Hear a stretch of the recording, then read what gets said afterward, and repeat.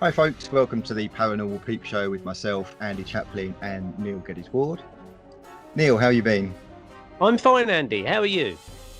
Bored as usual, but not too bad. I'm looking forward to today's guest. It's quite an interest of mine, actually, this one. Well, not too far down the road from you, I believe. No, literally 20 minutes down the road. Yeah. And in fact, I think my mum went to school in the vicinity. It's kind of the Rubenstein Enfield area. So, yeah, right. Okay. Well, we'll get straight into it then. So, welcome to Enfield's very own psychical GP, which is Dr. Ian Rubenstein. Welcome to the show. Good evening. Thank you. Nice to have you here. How I'm are very you? happy to be here. You're okay? Yeah, good. Rested. Looking forward to the chat. Good stuff. It's an interesting subject of mine. I feel it's part of the folklore of the area where I've worked for better part of 36, 37 years. Okay. So we know a little bit about you, Ian, because obviously, as Andy said, you did a talk for us at the High Wycombe Paranormal Meetup Group about 4 years ago. And we've also done interviews with Mark and Irene of the Paranormal UK Radio Network as well. So maybe if we just start about yourself first of all, and then we'll move on to other topics of the area. And see how we go. So I want to give people a quick kind of hint as to what we might be talking about. I don't know if you guys can see that. Oh yeah. So I've come prepared. No sponsorship. For those that couldn't see that, Andy's wearing a Ghostbusters t-shirt. For those that are listening in on podcasts and stuff.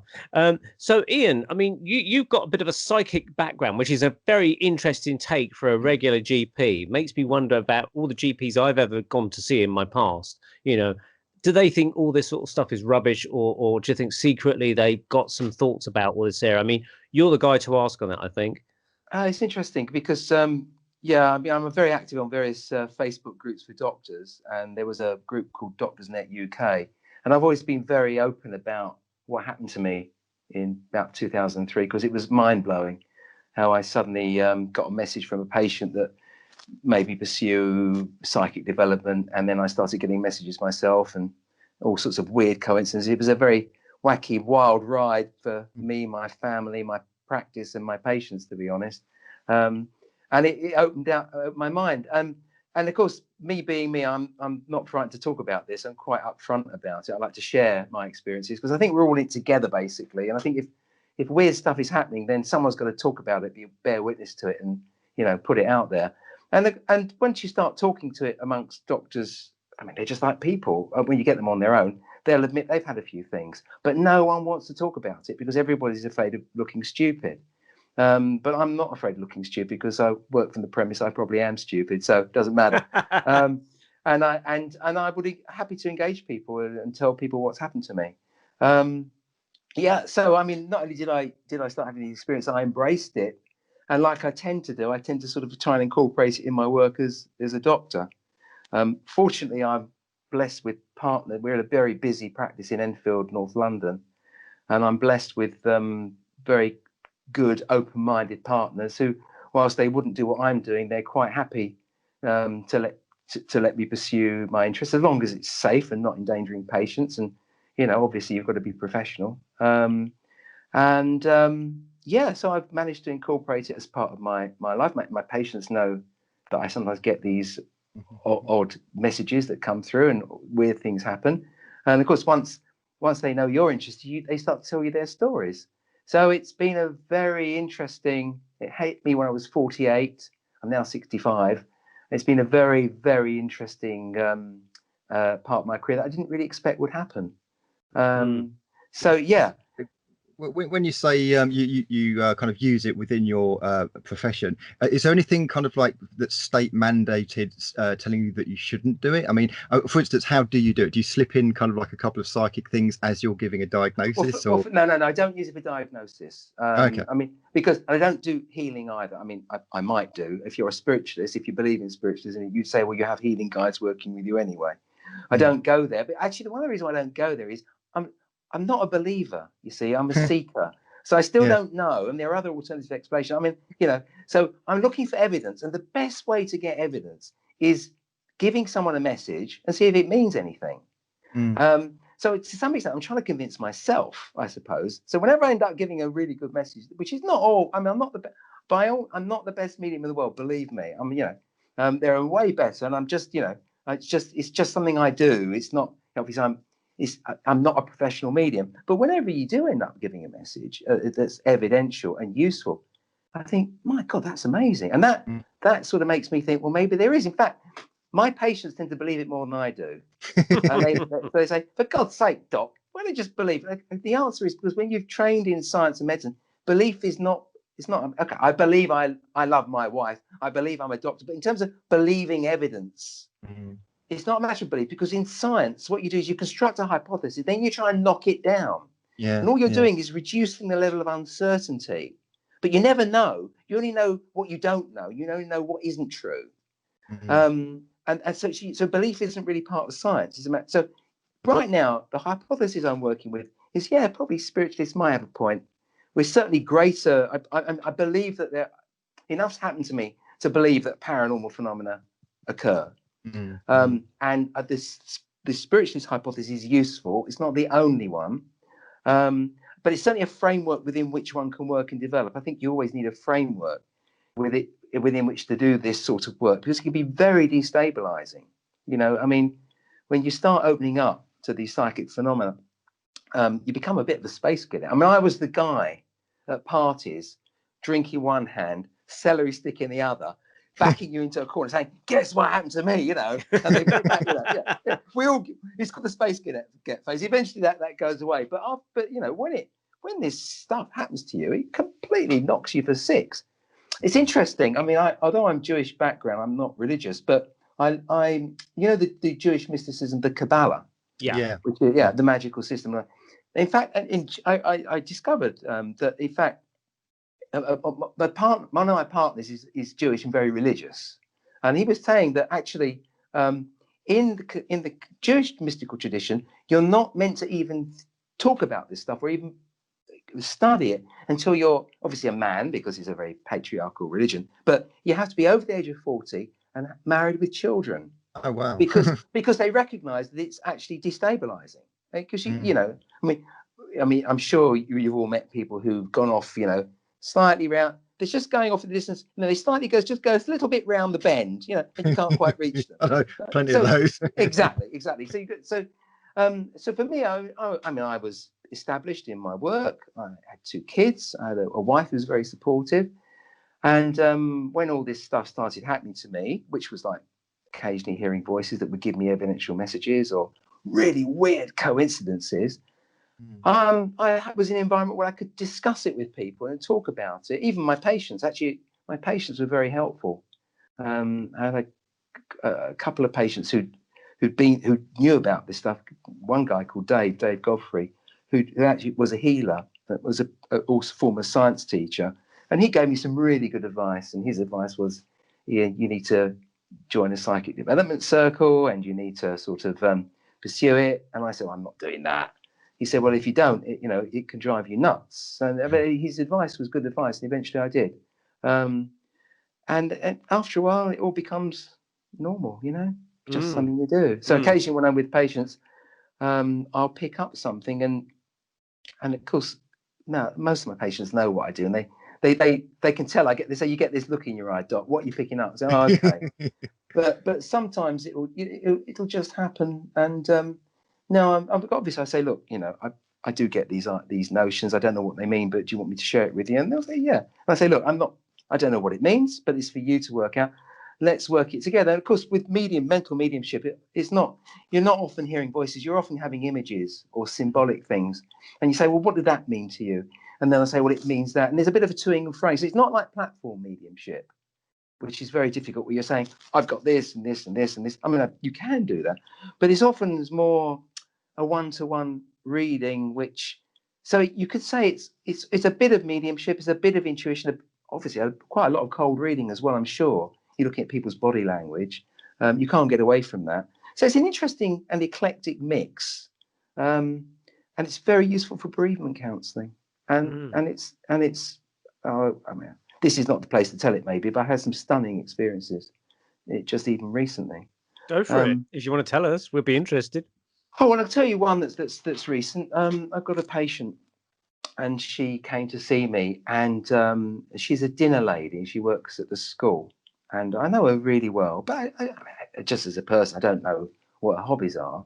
And I sensed that there was, I was speaking to her, just like I'm speaking to you, and I suddenly saw, I said, Penny, have you been collecting milk tokens? She said, milk tokens? I said, yeah, flat things connected with milk.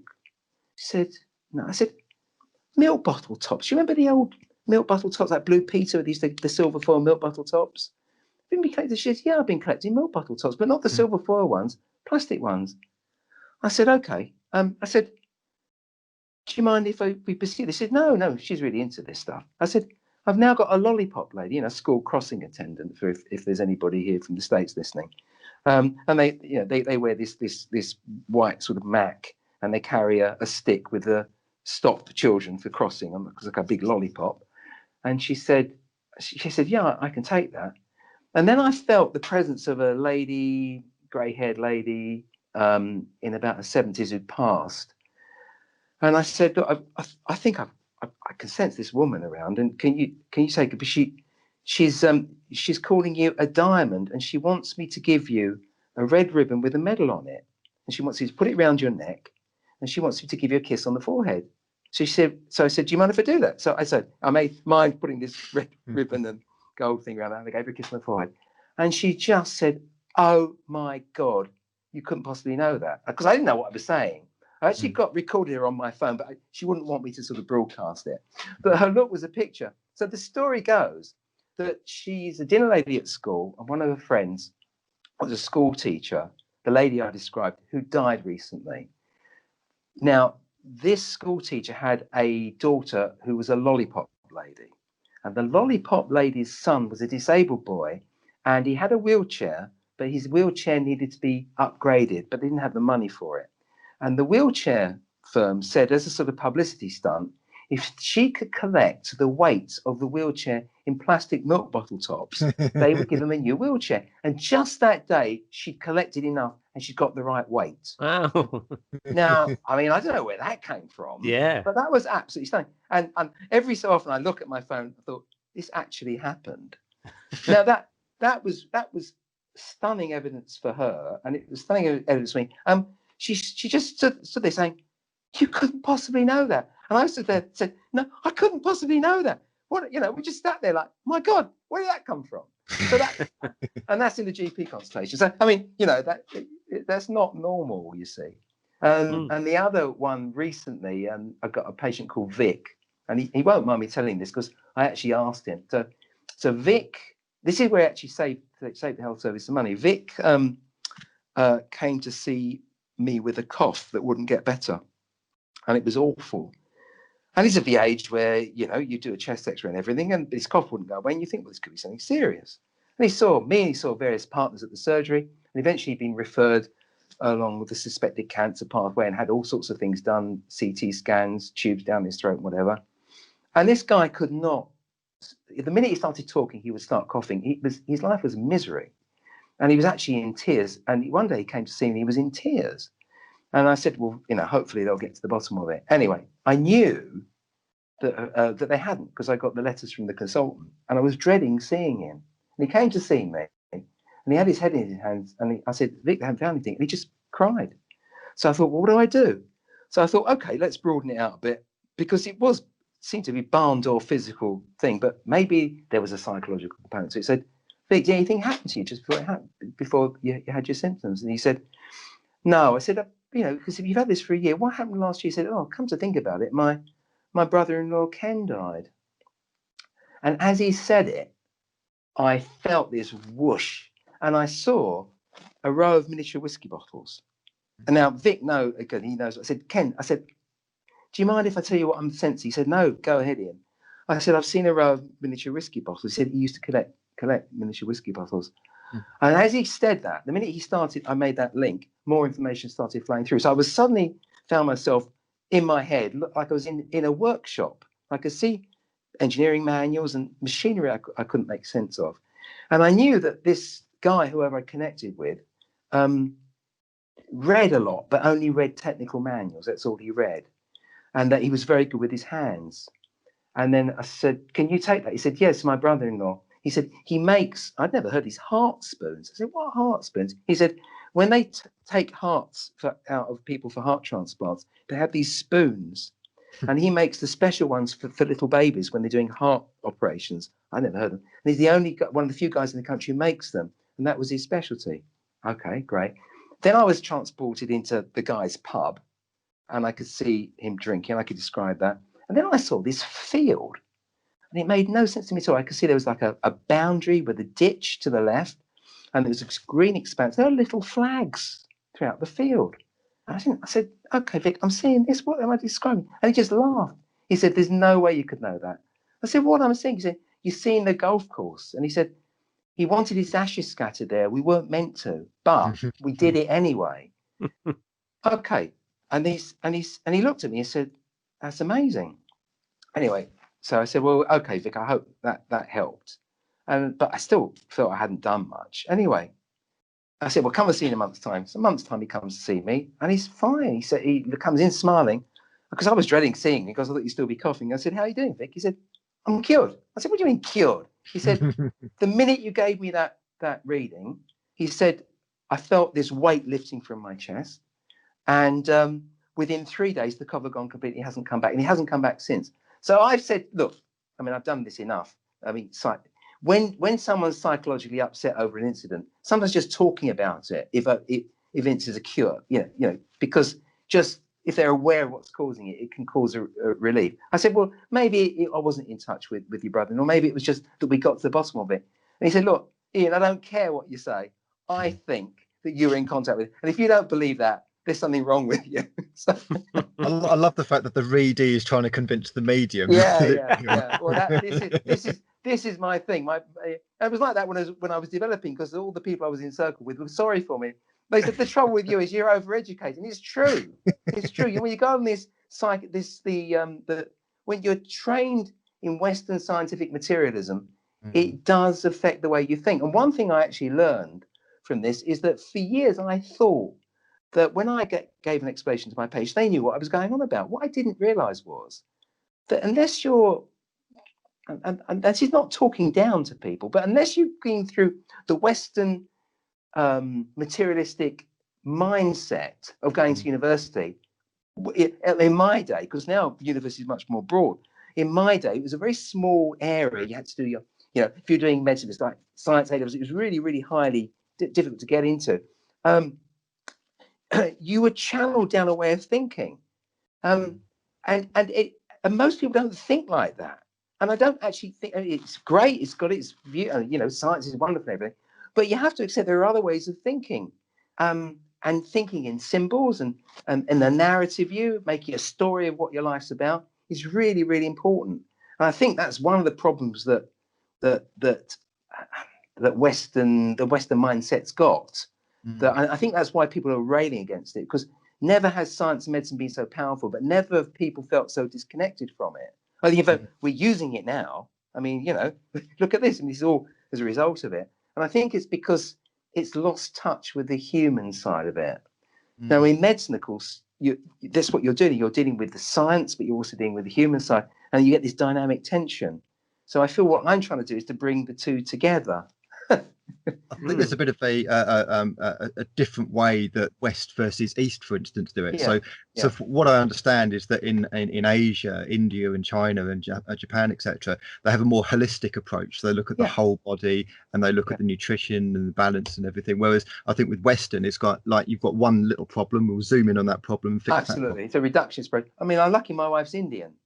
I mean, she was born in India. She came over here when she was 4. She's a doctor as well.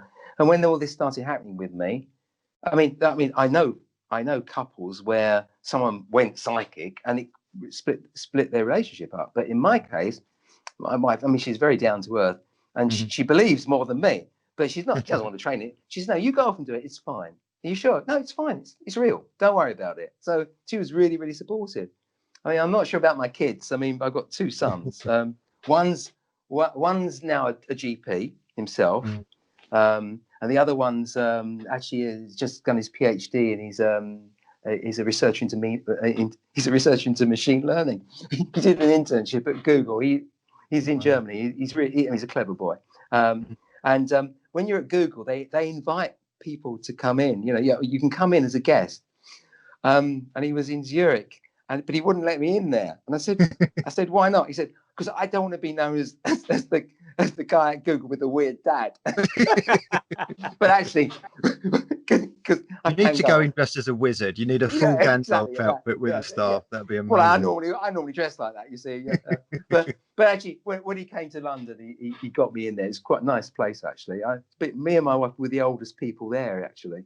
It's quite remarkable. Yeah, so that's me and my crazy family. But yeah, I mean, really, it's not here to talk about me. We're here to talk about the Enfield Poltergeist, I suppose. Well, how about going back to the beginning of your psychic stuff? Because I know there's a really interesting story where you was a teenager and your sister was with you, and I think our listeners and viewers might be interested to know about some early experiences, and then you kind of forgot about it, didn't you? Well, Neil, your webcam is off, by the way. Is it? Yeah. Oh, mine is. You can't see me. I can see Neil. He can see. I can see a profile picture. I can't see the webcam. I can see mine. I can see mine. I can see Neil. Yeah. Oh, maybe it's just me. Yeah. Strange. Okay. So actually, I've got actually. What I realised is because when I started going through this and my book came out, obviously I've been doing a lot of reading. I realised that actually there's more in my life than I thought. So I'll tell you a couple of stories if you don't mind from my life that I hadn't realised. Now we know that when people have near-death experiences, they often come back transformed, don't they? Before I started telling all these stories about my psychic experience, I used to tell a story that actually would happen to me. I had a near-death experience. I actually did. I used to tell this about. Well, I didn't almost die, but it wasn't a near-death experience because, you don't have to die with a near-death experience or be at death's door. But I was really ill. So in my day, if you had a sore throat, if you had enough of them, they took your tonsils out. We don't do that now. I mean, you can have enormous tonsils and adenoids coming out your nose. They still won't do it, right? When they should. But in my day, if you had enough sore throats, they whipped your tonsils out. And of course, I had a mum who, the minute you were ill, she'd tuck you up in bed and give you a buttered roll and tomato soup. Well, I mean, you do that to a kid, it's obvious. You're going to start saying, I've got a sore throat, Mum. Don't have to go to school. I'll have me buttered roll, tomato soup. And I didn't actually have a sore throat. But if you look in someone's throat as a doctor, they often look red, Anyway, so just on a side note, what is the point of tonsils in an evolutionary sense? What do they do? They're lymph glands, and they guard. You've got lymph glands everywhere where things join other things. And that area, the tonsil and the adenoid, is like a ring of lymph glands, so that they protect. You have anything going in from outside, it might be infections, bacteria, viruses. They'll be the first to know, and they'll start sort of protecting you. So that's what they're there. And it's probably not a good idea to remove them, especially when the kid's actually pretending to have a sore throat, as I was. So anyway, I remember going to North Middlesex Hospital and seeing this guy. He actually had a head mirror on. Really old-fashioned stuff. They're the ENT surgeon. That's what they had. Used to have a little flame with a head mirror. That's the only time doctors wear it. I mean, I thought when I was going to qualify as a doctor, I'd get my head mirror, but no, it's only ENT surgeon. So anyway, I end up having my tonsils out, which was not a nice experience because when they actually cut the tonsil, it's called a guillotine, like a little, they cut it and that's it. And they cauterize the tissue so it doesn't bleed. And I started bleeding and I was losing quite a lot of blood. I was, I was actually bringing up a lot of blood. I must have lost quite a lot of blood, but not enough because they didn't transfuse me. So I wasn't at death's door. And I remember I was sort of feeling quite ill. And they had to take me back down to the operating theatre. And I had to go under the anaesthetic. Now, when I went under the second time, I had this, what I always thought was a dream. And remember, this was 1964. I was 9. And it was like this.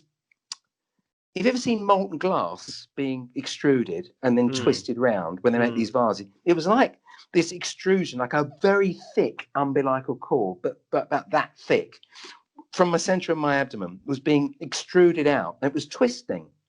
And it was like I was sitting and it was in this dark place. And this thing was coming out of me and it was twisting gently, slowly into the distance. And this dark place was like these polytunnels you have in gardens, the black polytunnels with like ribs. It was like I was inside one of them. And on the end of this thing that was coming out of me was a tiny little white light. And I knew that I actually was that little light on the end of that thing.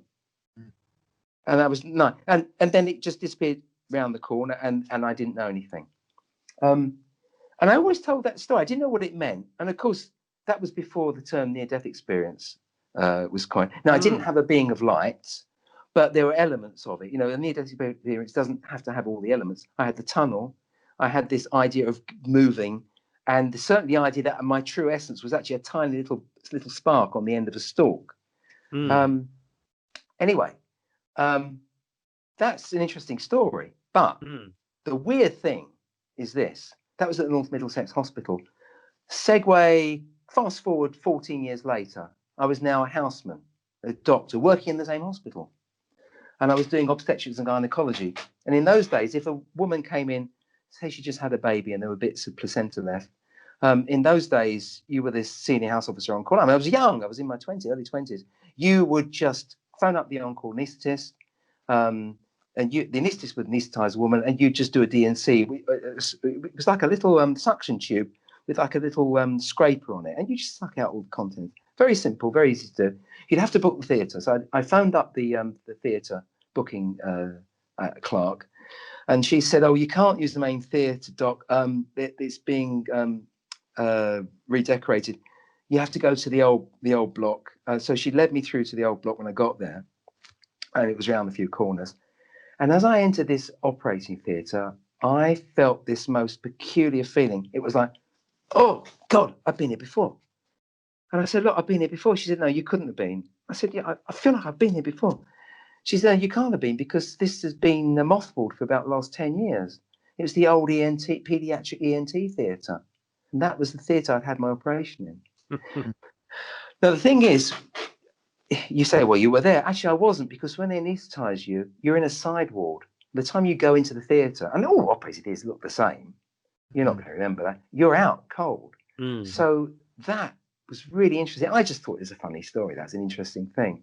It's only with hindsight that I realised that's just another thing in my psychic development. Yeah, so I said, yeah. maybe something happened to me then. The next thing that happened to me was a UFO incident. So I was 14 and I was born in 1955, so that's 1969. Yeah, there was still, if you believe it, I do believe it, they were landing on the moon. And I was obsessed. We have a lot of contention there, but carry on. I was obsessed with astronomy, and I used to look at the sky. And I grew up in Tottenham, North London. Skies weren't that great. So my house looked north from my bedroom window. And it was a big Victorian house. And I used to sit out. So the Victorian house, you've got like a big front, big thing at the back, and they often have a lean-to. We had a 3-story front of the house, a 2-story back. So there's a little window that looked out onto the lean-to, and you could sit out there looking north. So to my right was the railway line that moves out of London going up to Ponders End. And on my left, you could actually see Muswell Hill, Alexandra Palace. So I could see the sky. And I used to sit out there most nights, if it was a warm night, looking at the sky. And then one night I looked up and I could see, it looked like it was about a quarter of the size of the full moon and the same colour. And it was sort of sort of at that above my house, but very high up. I can't estimate how high it was. There was a sheet of cloud reflecting the orange streetlights from London, and that sort of cloud's quite low. I don't know, 300-400 feet. I don't know. It was below that. It was just stuck there above the house. It wasn't doing anything. So What I shape called was it in?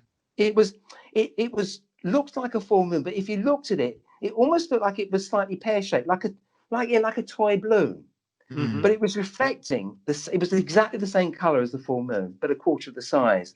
And I looked at it through binoculars, and it was featureless. There were no markings on it. It wasn't the moon; it was below the clouds, and it was just stuck there. I called my mum, and she had a look. She didn't know what it was. And after about a couple of hours, it got boring, so I went to bed. So for some reason, I woke up at 2 o'clock in the morning that night, and I opened my bedroom window. I thought, I wonder if that thing's still there, and it was. But by that time, the sky had cleared, and you could see the stars, but you could see some very high clouds, and they were scudding across the sky. That thing was still there. But as I looked, it started to slowly drift across the sky. But as it moved faster and faster. So by the time it had gone from the western horizon to the eastern horizon above the railway line, it was really shooting fast, and it dwindled really rapidly across the sky. Almost like if you ever remember the old original Star Trek, the original Oh, series, yeah. it go like that. It was like that at the end. And I still to this day don't know what it was. But the question is, of course, is why did I wake up at that precise moment? Mm. And up to that point, I'd had quite a lot of trouble at school in terms of not being very academically clever or good at it and things like that. I mean, I was the youngest kid in my class, and I was with kids who were like a year ahead of me. So it could just be the fact I was getting older. But from that point onward, it was almost like I woke up and I suddenly started to get better and better. And then I excelled, and then I ended up going to medical school. Looking back and hearing things later on, I do wonder if, the idea that there's this link between UFOs and paranormal phenomena and spirit lives, and with subsequent events, you do wonder, is that part of it? Was it We're fully there. We have right? been for a while. Me and Neil. Yeah. We absolutely believe. I hope I'm not speaking for you too much, Neil, but we can see definitely the connection between because basically it falls into the realms of the paranormal. So you've got the ufologists and you've got the ghost hunters. Yeah. We're talking about dimensions here, and whether Yeah. they're dimensions on this planet or a different planet or a different dimension, they're all part of the same bag, so far as I'm concerned. Would you agree, Neil? Yes, I can hear some weird music from somewhere. Oh, Just it saying. might be my wind chimes. I'll go and take them Oh, out. okay. I was thinking, cue the strange music as we go into the subject. I thought, how topical, But actually, I haven't told Andy the story, which you actually originally, which the is original one, yes. the original story. Sorry, because I've gone off half cop. But so this is That's right. so this is the story that my wife was sick of. Right? She'd heard it. She didn't know the characters involved, and she was so sick of it. Every time we used to tell this story, she used to roll her eyes. I've ended up telling this story on all over the place, and it's been broadcast. She's now given up. She's obviously the world needs to know this story. So first year at medical school. Now they really. So I just done my A levels. I was still really into space and science, So I went to Nottingham Medical School. My friend from school, he went to Leicester. Nottingham and Leicester are very, very close. He did physics, and he ran a disco, and he had lots of friends. I used to go there to party. Well, I'd work at Nottingham really hard, then go to Leicester to party. And he had a girlfriend, and his girlfriend was staying with him in his house in Oakwood.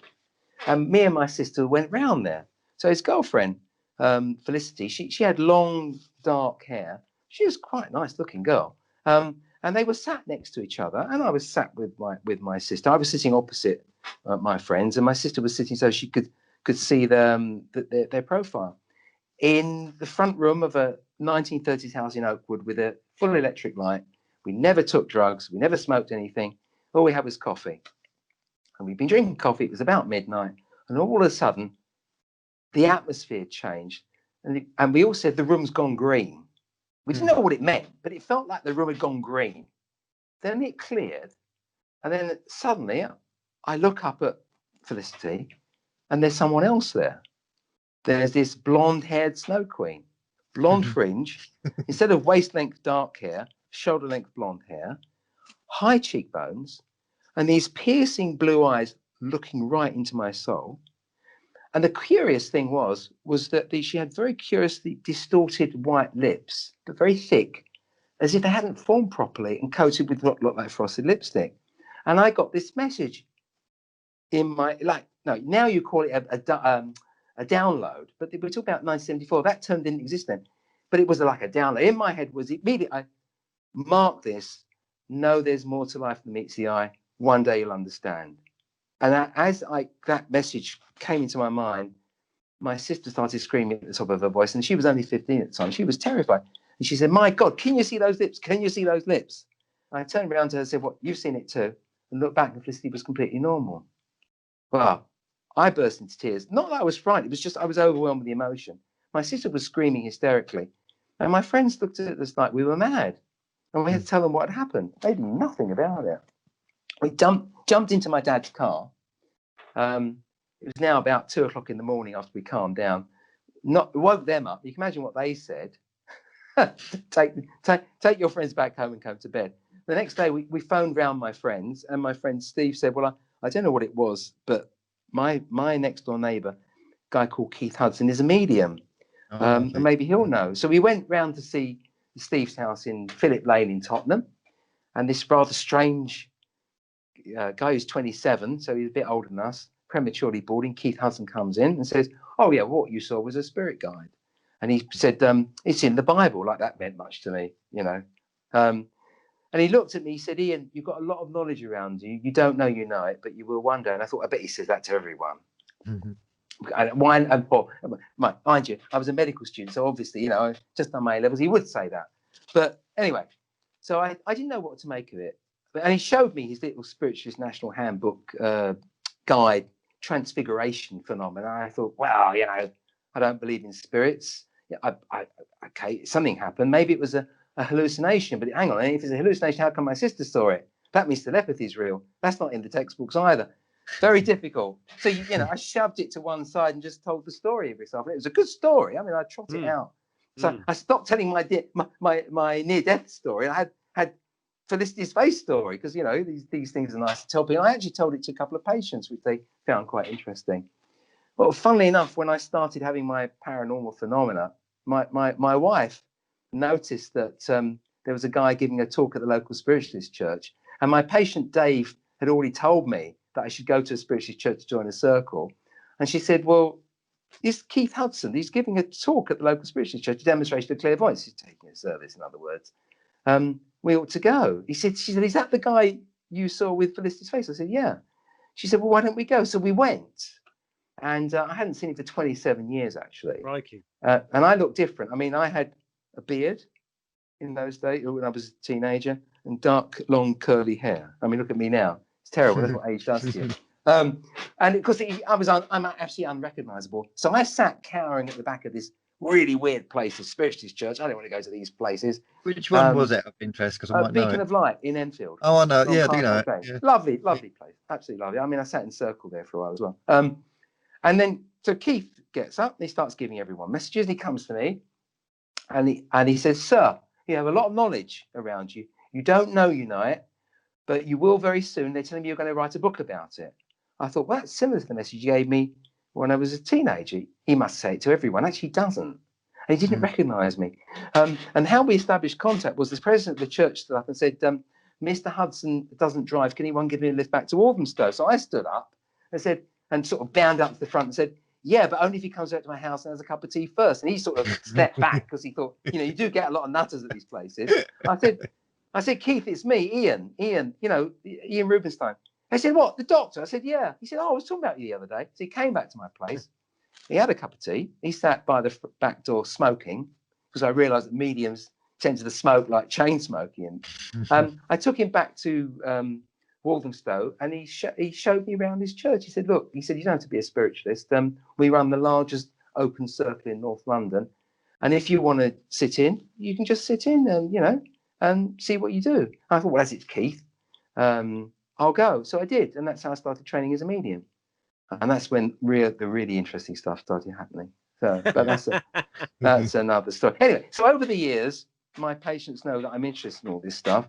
And of course, it's quite appropriate. And it adds to sort of the feeling of rightness that I should be the psychic doctor in Enfield, in the area. Actually, the area, my practice area covers Green Street, where the famous poltergeist was. Because I never saw it, because that was in 1977. I actually hadn't qualified. I was in Nottingham then, although I'm from Tottenham.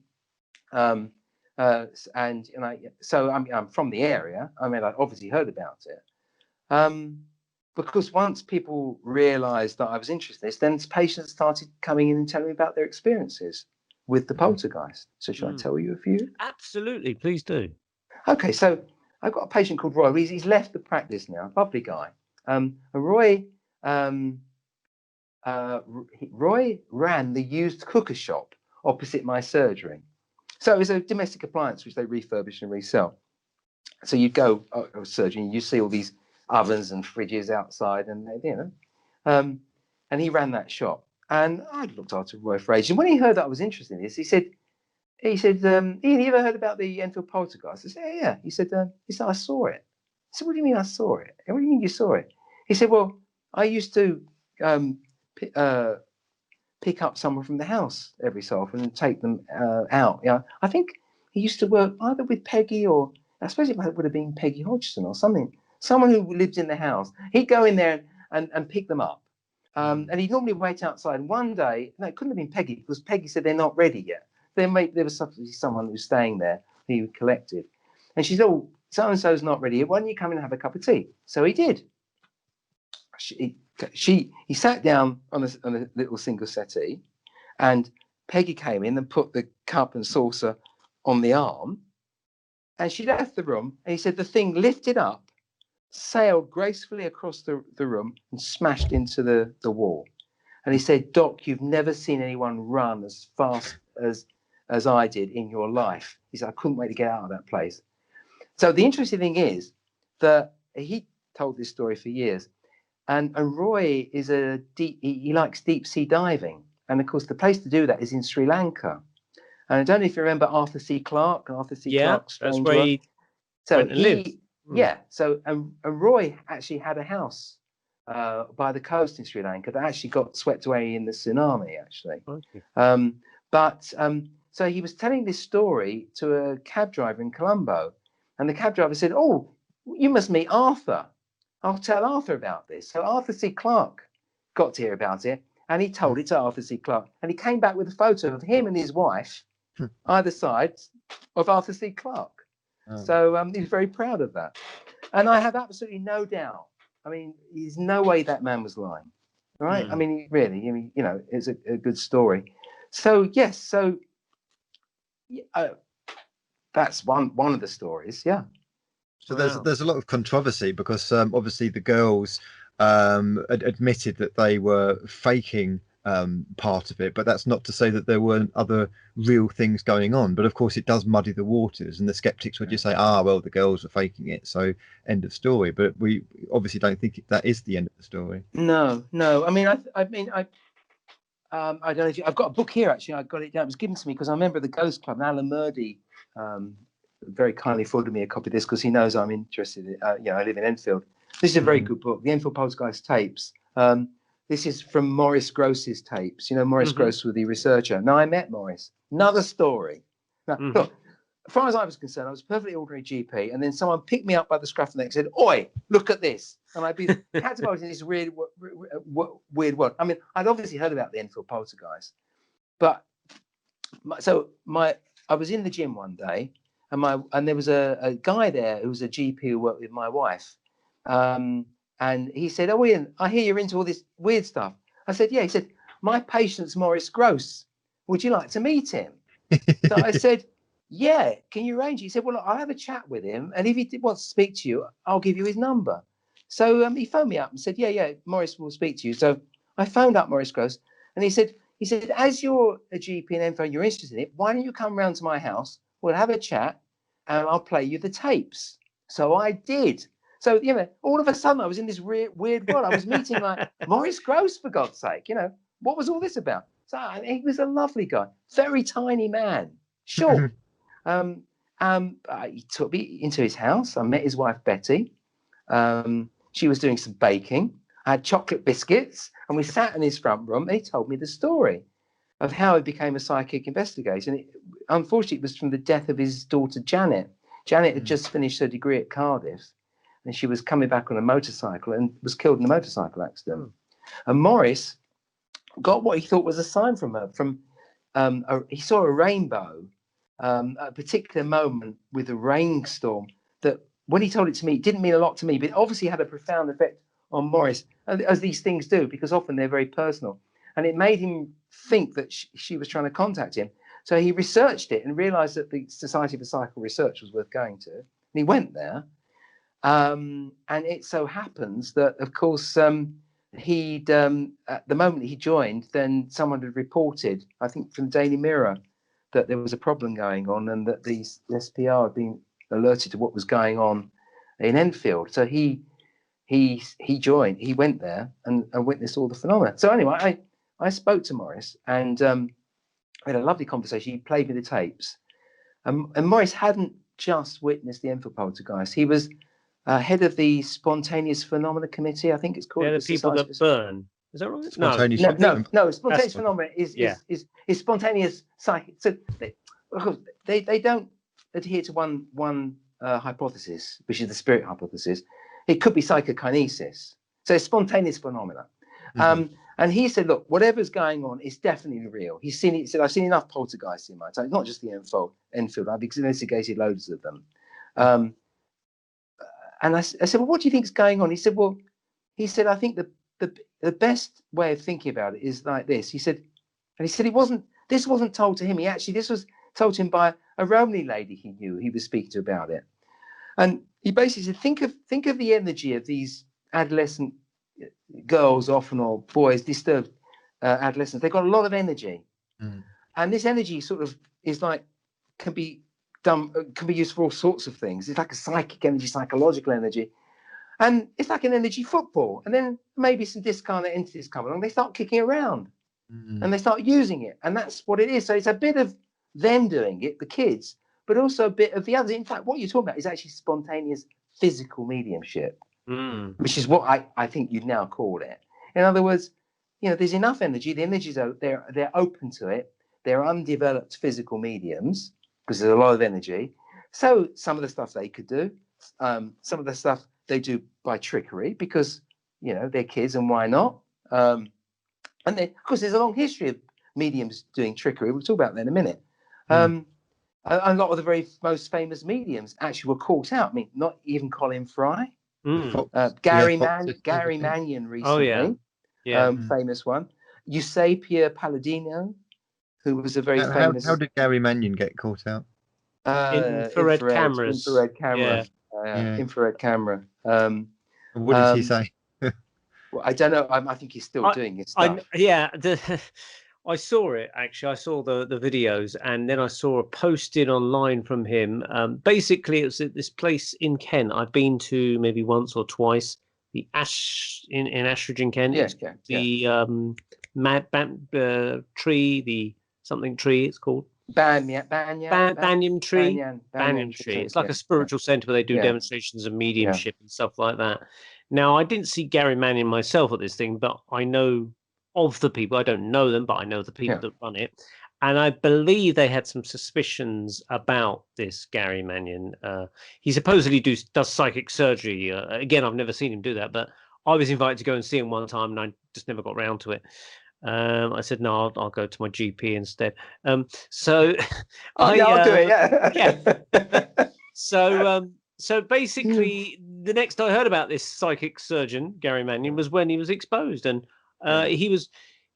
they'd mounted like infrared cameras in this seance room, and there was all these people sitting around in a circle. That he was in his little trance cabinet, and he crept out the trance cabinet. You can actually see this.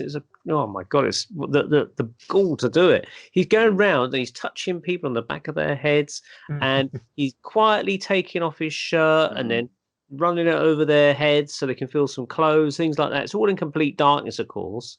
And he's doing that the whole time for the whole duration of maybe an hour or something, doing these various things.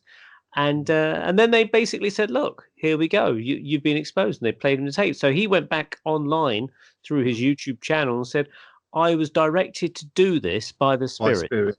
Yeah. Isn't that what Colin Fry said as well with the trumpet incident? I know he was caught. It's a I good, don't know the details. yeah, it's a good excuse. I mean, who knows? I mean, have you? There's a book called The Trickster and the Paranormal. I can't remember the guy who wrote it. It's a classic. And it looks at it's called that. He calls it these liminal areas, these borderland areas, and he said this is where the trickster inhabits. And so whenever you get this sort of UFOs, Bigfoot, mediumship, you always get this trickster phenomena coming in, and it manifests itself in different ways. It appears to play tricks on you. The person doing it appears to be a bit of a trickster. Classic one being Uri Geller. Is he real? Isn't he? People swear that that stuff happens. I mean, Howard Hughes, we were talking about before. He's a friend of his. He said he's seen stuff happen that couldn't possibly not be paranormal, and yet at the same time there's this element of tricksterism. So it seems to be that this area invites those sort of personalities. How was Gary Mannion as a platform medium? I mean, have you ever seen him? Was he any good or? Never seen him myself. He gave me healing, actually. He did. And did it make a difference? I'll tell you a story. Trish Robertson. Oh yeah. Yep. She who I know quite well. She contacted me. She did a book about healing, and she looked at Gary Mannion's healing cases and was reasonably impressed. The weird thing is, I'd just been diagnosed with arthritis in my ankle. I was really miserable. I mean, really, really, really miserable. And she'd sent me this book. I said, "Oh, maybe I ought to have some healing because I've just been given this diagnosis." So I thought, well, hang on a minute. This is spirit. Let's follow it up. So I tracked Gary down, and bugger me, he lives in South Benfleet, in the road. Wait for it, parallel to my sister-in-law's road. So it's like her house. If you go straight out her door and go through the other house, and then through another house, he'd be there. Yeah. I thought, I've got to go and see him. So I went round to his house, and he was very nice. Charged me 20 quid. I mean, I'm in for anything. I'll give it a go. I lay down. He put his hands on my ankles. You could see his house was obviously the city. He had like black bin bags round to sort of block out the light. He said, "Yeah, that's for my circle." Very nice. Did it help? And I've still got arthritis. I mean, that's the thing with healing. I mean, but for me, it wasn't the fact that it was healing. It was the sheer coincidence was delightful. And whenever that happens, maybe I'm crazy, but that makes me think. That there's a sign. There's a little journey there that I've got to explore this, and that actually cheered me up. Actually, so so Gary Mannion cheered me up, but I can't attest to his mediumship or anything because I haven't seen him there. But that's me and Gary Mannion. He probably won't even remember me, to be honest. I believe he lives in Australia now. I think he moved there. Oh, okay, yeah. So whether that's deliberate after his thing, I don't know. But I do recollect that he flies back and does these things, or did. Although he's still doing that. But I can't think why I'd leave South Benfleet for Australia. It mystifies me. Yeah. Who would book him? Who would actually book him after that? I know. That's the trouble, isn't it? Yeah. But Colin Fry though recovered from his he was moving a trumpet around, wasn't he? Colin Fry. He gave me a really good reading as well. Yeah. This is a weird one with Colin Fry. I saw him at, I think it was St Albans Spiritualist Church. Coming up to about 9 years ago now. And I was sitting at the back of the church, and he'd already done part one of his demonstration, which was really good. Then they had a break, and it was all part two. And he began, and he said, "Now I'm looking for someone here. I've got a grandmother who's saying about someone that plays guitar, or they haven't played it for a while, but they should pick it up again.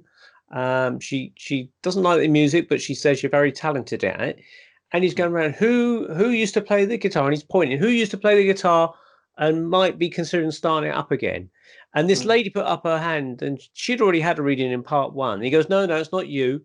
I've already come to you. And he looked at me, and I had a lot longer hair then, so whether that was a thing. But he said, "Sir, is it you?" And I went, yeah. And I play bass guitar in bands and things. And I was actually thinking of getting together with my brother, who's a guitarist, to form a band, which we did go on and do. And so he gave me that reading. And I can't remember the details of it, but it was quite good, I thought. And then at the end, I thought, well, it's the end of the thing. He's selling his books. Oh, I'll go and buy a book of his and get him to sign it. So we all got in the queue, and I was the very last person to sort of get my book signed. So I said, oh, thanks for the reading you gave me there. And he goes, he says, did you used to work in a children's home? I went, no. And he goes, he says that when I came and gave you a reading, he said, I could have sworn that you was the guy I used to know that worked in a children's home as like a child psychologist. And I said, no, I've nothing to do with that at all. He goes, oh, crikey. He said, you look the spitting image of this guy I used to know. So anyway, he says, right, who do you want the book signed to? I said, can you sign it to Neil, please? He goes, oh, my God, he says, that was the name of the bloke I've just been telling you about. So, the weird stuff again. Yeah. Oh, I love it. I've got to tell you a story. I went to a psychic fair in Southgate once, just because I was getting into all this, and I was, I wasn't sure what I was doing. I was just investigating. So I was in this psychic fair in Southgate, and I went up to this woman. She was doing crystal readings. She's charging 20 quid. I wasn't going to pay 20 quid for a crystal reading, but we got talking, and I said, and she said, "What's your name?" I said, "I'm Ian Rubenstein. I'm a doctor and I'm interested in this." And she said, "Oh my God." And she showed me her pamphlet. She had like a list of, she had my name on it. She said, I've written your name down because I want to get your book. And I just, where did that come from? It was just weird coincidence, just stuff like that. And when they happen, you think, there is definitely something going on. And now my son, who's the mathematician, the one who's just got his PhD, says, no, Dad, it's just chance.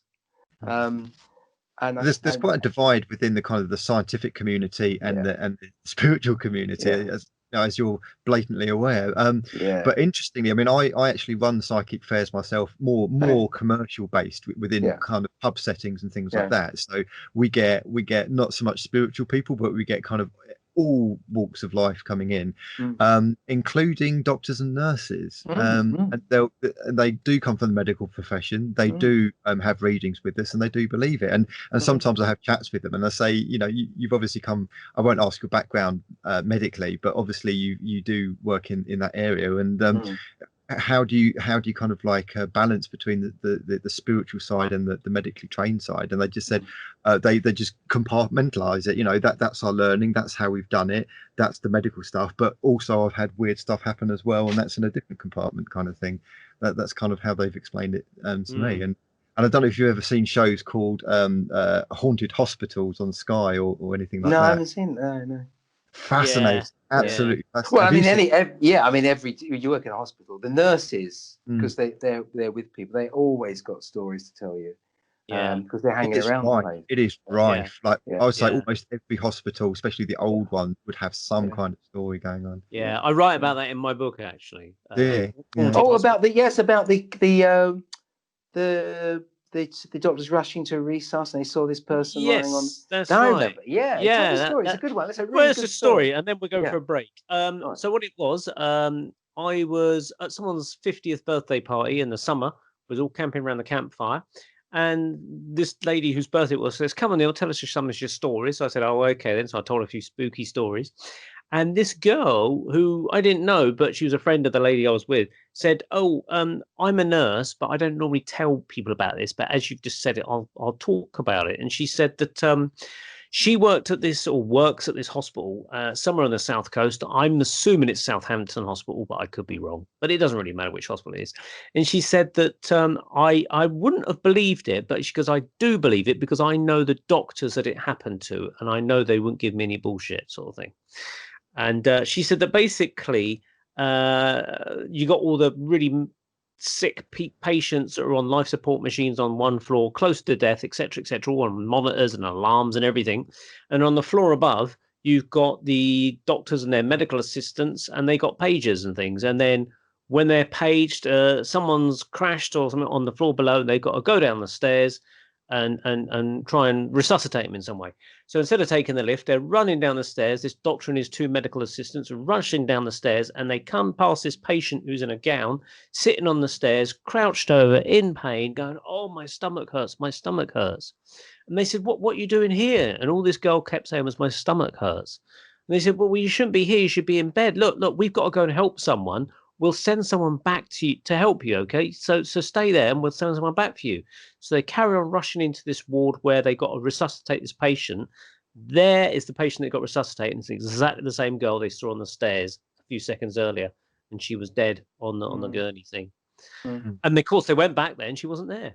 So good story. I like that one. That's a really good story. I told my mum that, and she says, "But why would that girl or the soul of her be in pain?" And I said, "Well, my theory is that because she was stuck on the stairs, which acts like a medium's cabinet, which holds energy, and it's a square box-like structure. I've got this theory about this sort of thing. And she's still in phase to a certain extent with the Earth plane, our reality. She doesn't know she's dead.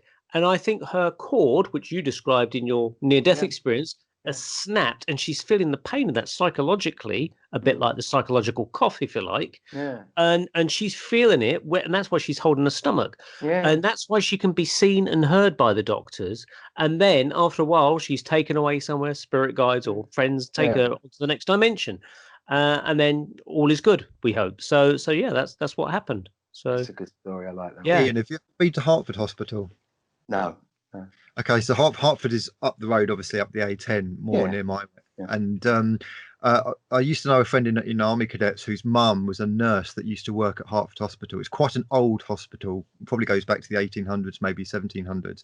And the nurses and doctors there used to have a little dare. So it wasn't really, there's no A&E there. It's just like I don't know what the terms is, like a hospital that's not A&E. It's just normal conditions that they look after. But that. And they used to dare each other when one particular ward was empty, there's no patients there, but the beds were there. They would have a little nap sometimes in between shifts, just to kind of recuperate energy. And there was one bed they used to dare each other to lie on because they called it the haunted bed. And so previous to this, they'd have things like taps turning themselves on and doors opening and that kind of thing. And the dare was to have a nap there and survive. When I say survive, as in not run away screaming kind of thing. So my friend's mum was very kind of like, yeah, whatever. It's probably just a load of people mucking around. So she lies down, has a bit of a nap, puts some of the lights out, and then she feels her body being pushed. She turns round, expecting one of her kind of colleagues to go, "Ha ha, very funny." Nobody there. So she did get a little bit freaked out, and I don't think she slept in that particular bed ever again. But it's rife, and the more you kind of like speak to people, especially kind of in older hospitals, the more you hear these kind of things. Can I tell you before the break? Can I just tell you this? Go for it. So when I was a houseman, how old was I? I was 22 when I qualified, so I was 23. In those days, you used to do 120 hours a week, and the nurses would bleep you. You had these bleeps, and you were dead on your feet. So there's a bit of a battle between the junior doctors because the nurses did shifts and we didn't. We did literally 120 hours a week. You would work 9 till 5, and then you'd be on call every other night. And you could do a shift going to work at 9 o'clock on Friday morning, and you get off shift 5 o'clock on Monday, and you would work continuously. And then you'd work your normal week. It was just crazy. So, and of course, the nurses would have to call you for things. So there's always this, you didn't want to be called. You just wanted to, there was no trouble sleeping. You just were out cold. So one night I got called, a patient had died, and I got called to certify the death. And I was really, really pissed off. I was exhausted. So I thought, I'm going to get my own back. So the curtains were drawn. I go in there. I started going, nurse, quick, this patient's not dead. She goes, It was so cruel. It was so cruel. I was very young. Got my own back. Anyway, yeah, right. Couldn't do that. Now you get thrown out for doing that. But I bet. Yeah. No sense of humor. On that note, then we'll take a break here on the Paranormal Peep Show, and we'll be back in a moment. Glenatye Publishing is proud to announce the release of our latest novel, The Demdike Legacy by Barry Durham. Set in a quiet village in Lancashire, England, an enigmatic murder reignites a legacy of witchcraft thought to have died out 400 years before, when the Pendle witches were hanged at Lancaster Castle in 1612. As the death toll rises, the descendants of the original Pendle witches are forced out of hiding and assist the police in tracking down the killer before they are all wiped out. The Demdike Legacy is a thrilling mystery novel that blends modern detective work with old-world pagan practices. The Demdike Legacy is now available in both softcover and ebook formats on Amazon.com and at Glanatai.com. Imagine no longer being tied down to your computer, but having the freedom to take live talk radio with you anywhere you go. TalkStream Live introduces our first ever iPhone application. The talk shows you follow now follow you, and your iPhone is now the fastest and easiest way to stay connected to the best talk radio on the internet. Listen to live talk shows 24 hours a day, 7 days a week. TalkStream Live, now available in the iTunes App Store. Welcome back to part 2, where we're talking to Dr. Ian Rubenstein about his psychic experiences as a GP and as a medium, but also his knowledge of the Enfield Poltergeist, where he actually bases his practice. So we were just chatting in the break there a little bit about good and evil and simultaneous time. So we thought we might as well just carry on that topic so that you guys out there can take a listen. So Andy, you was asking Ian, what do we think of good and evil, or what is good and evil? Is that right? Yeah. So we promise you viewers we will go back to the Enfield Poltergeist. But yeah, I mean, in a way, it does kind of like connect in terms of like angels or demons or good spirits or bad spirits. But what we were talking about is the idea of good and evil. And I was wondering, and we were going into the realms of like what God is and synchronicity, and how maybe synchronistic things are inspired or created by a God energy, not an old man on a throne, but kind of like the energy of the universe. One of the things I'm trying to get around in my head is, if we as souls are connected to God, and God is about love and about positivity and about creation, how do we then explain the Inquisition and the communists and the Nazis and all the scum basically of the universe? So Ian, over to you. How do you kind of like, anybody who gets into this field, you've got to wonder about the good and evil, because there's no doubt about it. There is evil. I mean, there's horrible evil in the world and everything. And it's the question is it a force like the devil, or is there a good force like God? The way I see it, because I don't come from a religious background, is we were talking about I believe time and space is an illusion. And if time and space is an illusion, there's no such thing as time or space. And it means that creation is now. We're all co-creating. And if we are part of the universe, we're part of the creative energy of the universe. And we're doing that now. And that might explain coincidences, strange coincidences that link across time, because there's no such thing as time or space. Maybe the universe is like a huge art installation, or maybe the universe likes to play. And maybe it likes to do things, and maybe even though there's no time, the universe is developing, and maybe we're building the universe. Now let's look at the idea of inertia. It's hard to do things. It's hard to push a stone uphill. The minute you do anything, you get some resistance, and this is where I think the nature of good and evil comes from. So if we think that there's a defined place or state of the universe that it wants to go to, maybe the universe is an organism that's developing, and maybe it wants to go to a certain place. We could call that good, ultimately. We don't know what it is. We can say that is what the universe wants to be, or is heading towards. Anything that would thwart that, you would say, well, that's the opposition. That's bad. So let's take this idea. You're in a car. The car's stationary. You open the window. You put your hand out the window. What do you feel? Nothing. You go forwards. What do you feel? You feel your hand being pushed backwards. You might say that's the opposition. That's bad. But actually, it's just the opposition from your own forward motion. That's because the air doesn't want to move. You go in the opposite direction, you get your arm being pushed back in the opposite direction. So I think the universe has got inertia, and I think that what we call bad is when we actually try and make a change and we get resistance. Now, I'm not saying it's a blind force, because I actually think that the universe, when we get the resistance, somehow it can be personified. And you could argue that there may be part of the universe doesn't want, maybe it has got wants, maybe it is an organism, doesn't want to change, doesn't want to develop, and it will resist you. and that opposition you'd experience as bad in your life. And maybe it's manifested through the Nazis and all horrible stuff like that. And equally, it may be that the bit of the universe that wants to go forward, you might call it the angels, will help you. So when you think about forces and personification of a universe that wants to develop and doesn't want to develop, the resistance, I think that might explain some of it. Of course, I don't know.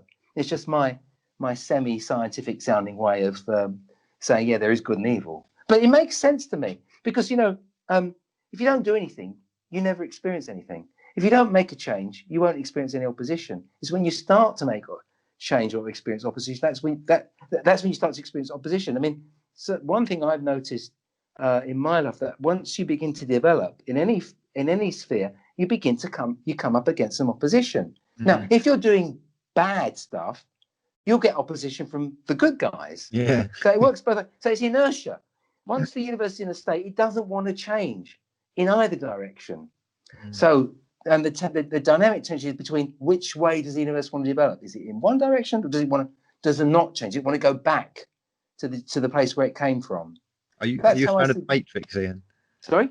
Are you a fan of the Matrix trilogy film? Yeah, absolutely. Well, it's Gnostic, isn't it? It's the idea that we're in a sort of constructed reality with the demiurge, which is like the evil version, the lesser god. Yeah, I love all that, obviously. Some of the conversations between Neo and the Oracle and the Architect and even Smith are absolutely fascinating, where the Oracle represents the spirituality, the Architect represents kind of like rational and reason and logic, and the Architect's job is to create balance in the universe, and the Oracle's job is to create imbalance. And the Neo Smith. Have you ever read the Michael? I probably don't know. It's Michael Moorcock. You heard of Michael Moorcock? No, not heard of him. No, well, I used to love them. Michael Moorcock was he was a musician and science fiction writer. If you ever remember the band Hawkwind? Yeah. Yeah. I used to love Hawkwind when I was a teenager. They were my band. They were space rock, and he was associated with the band Hawkwind, and he wrote some really, really good trashy pulp science fiction. And he had this idea, but really, really good. I used to love it. I don't think I'd read it now, but I really, really meant something to me when I was a teenager. And the idea is that you've got this balance between the forces of chaos and the forces of order, and that there's always this dynamic balance, and that the eternal hero, which always had the initials JC, Jesus Christ, or Jariak, or Jerry Cornelius, and he was always at the fulcrum of this balance, and the idea was to maintain the balance so the universe didn't get out of kilter. And that's something there, isn't there? We all feel that, I think. It's only something that really made me kind of like, whoa. I don't know if you ever listened to Bashar, not Bashar al-Assad, but Bashar, channeled by Daryl Anka. No, I haven't. No. But he's kind of like this spiritual entity being that kind of like gives very interesting, quite funny talks on things. And one thing, very simple thing that he said was, really, in the bigger picture of things, there's only one person in the room. In other words, there's really just one soul. In other words, I'm talking to myself as I'm talking to you. You're talking to yourself as you're talking to me. We're experiencing it. Well, I'm experiencing it from this perspective. Yes. Yes, we're different points of view of the universal consciousness. I mean, that makes sense to me. I mean, who knows? Go and prove it. But it certainly makes sense to me, because all this talk to anybody who's a hard-nosed scientist is like complete rubbish, isn't it? Really, and they don't want to know. But when you've experienced weird stuff in your life, you can't go back. You can't go back. I've had it myself, Ian. Once the door is open, you cannot. Is it the blue pill? Which is the pill that you take to open your eyes? Is it the red pill? It's the blue pill, yeah. It's the blue pill. Well, we've taken the blue pill, and we can't go back. It's simple as that. We've gone down the rabbit hole. Trouble is, I'm on a repeat prescription for him. Now we're knee deep in rabbit droppings, and the rabbits are just dragging us down further. So, should we talk about the Enfield Poltergeist now? Yeah. So, please do. So, of course, I've got no personal experience of the actual Poltergeist. It was long over by the time I entered Enfield, but. So I'm sitting in the Eagle House surgery common room one day, and we've got a temp secretary there, and she's reading the Enfield Advertiser, and she said, "What's this about the Enfield Poltergeist?" This is when the film The Conjuring and then the BBC films were being made. Yeah. She said, "I've never heard this. What's this Enfield Poltergeist?" So I told her the story, and she said, "Oh, anyway." At the time, I was doing ghost hunting. One of my patients, a guy called Mark, ran a ghost hunting group. And yeah, when you go ghost hunting, you tell the police station where you're staking out, and you wear T-shirts with the logo on it of the ghost club, so they know that these strange guys hanging around the church or whatever are actually who they are. So Mark was quite insistent we go get some T-shirts. Now, there's a place, a firm called Direct Boot and Shoe. You probably see their adverts all over North London. They do T-shirt printing. Actually, they weave T-shirts. They embroider logos. Mhm. They've got this really neat sewing. It does coloured thread. It's computer graphics. So they put the logo in, and it weaves it in a machine. So I had to go and get these T-shirts. They were there was a design there, and I had to go up there and buy a couple of T-shirts. And Mark said it wouldn't take long. They take 10 minutes for them to make it. So it just so happens there was a visit in the home visit book.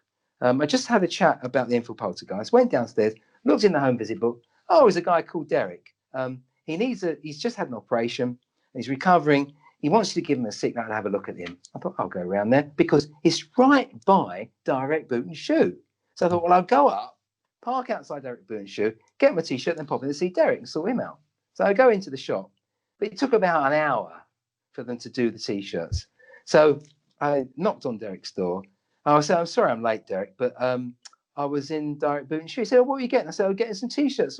I do a bit of ghost hunting. And he said, oh, you should have a chat with my dad. He's into all that.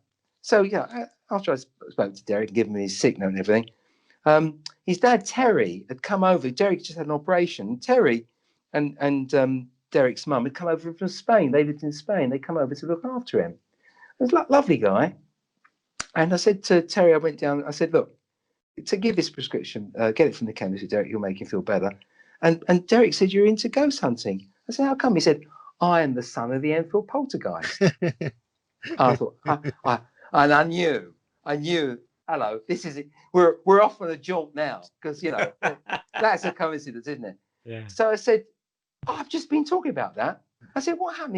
He said, yeah, the spirit Bill Wilkins, who came through this. So the story goes is that he was watching Strange But True, the Michael Aspel documentary, which is really very good.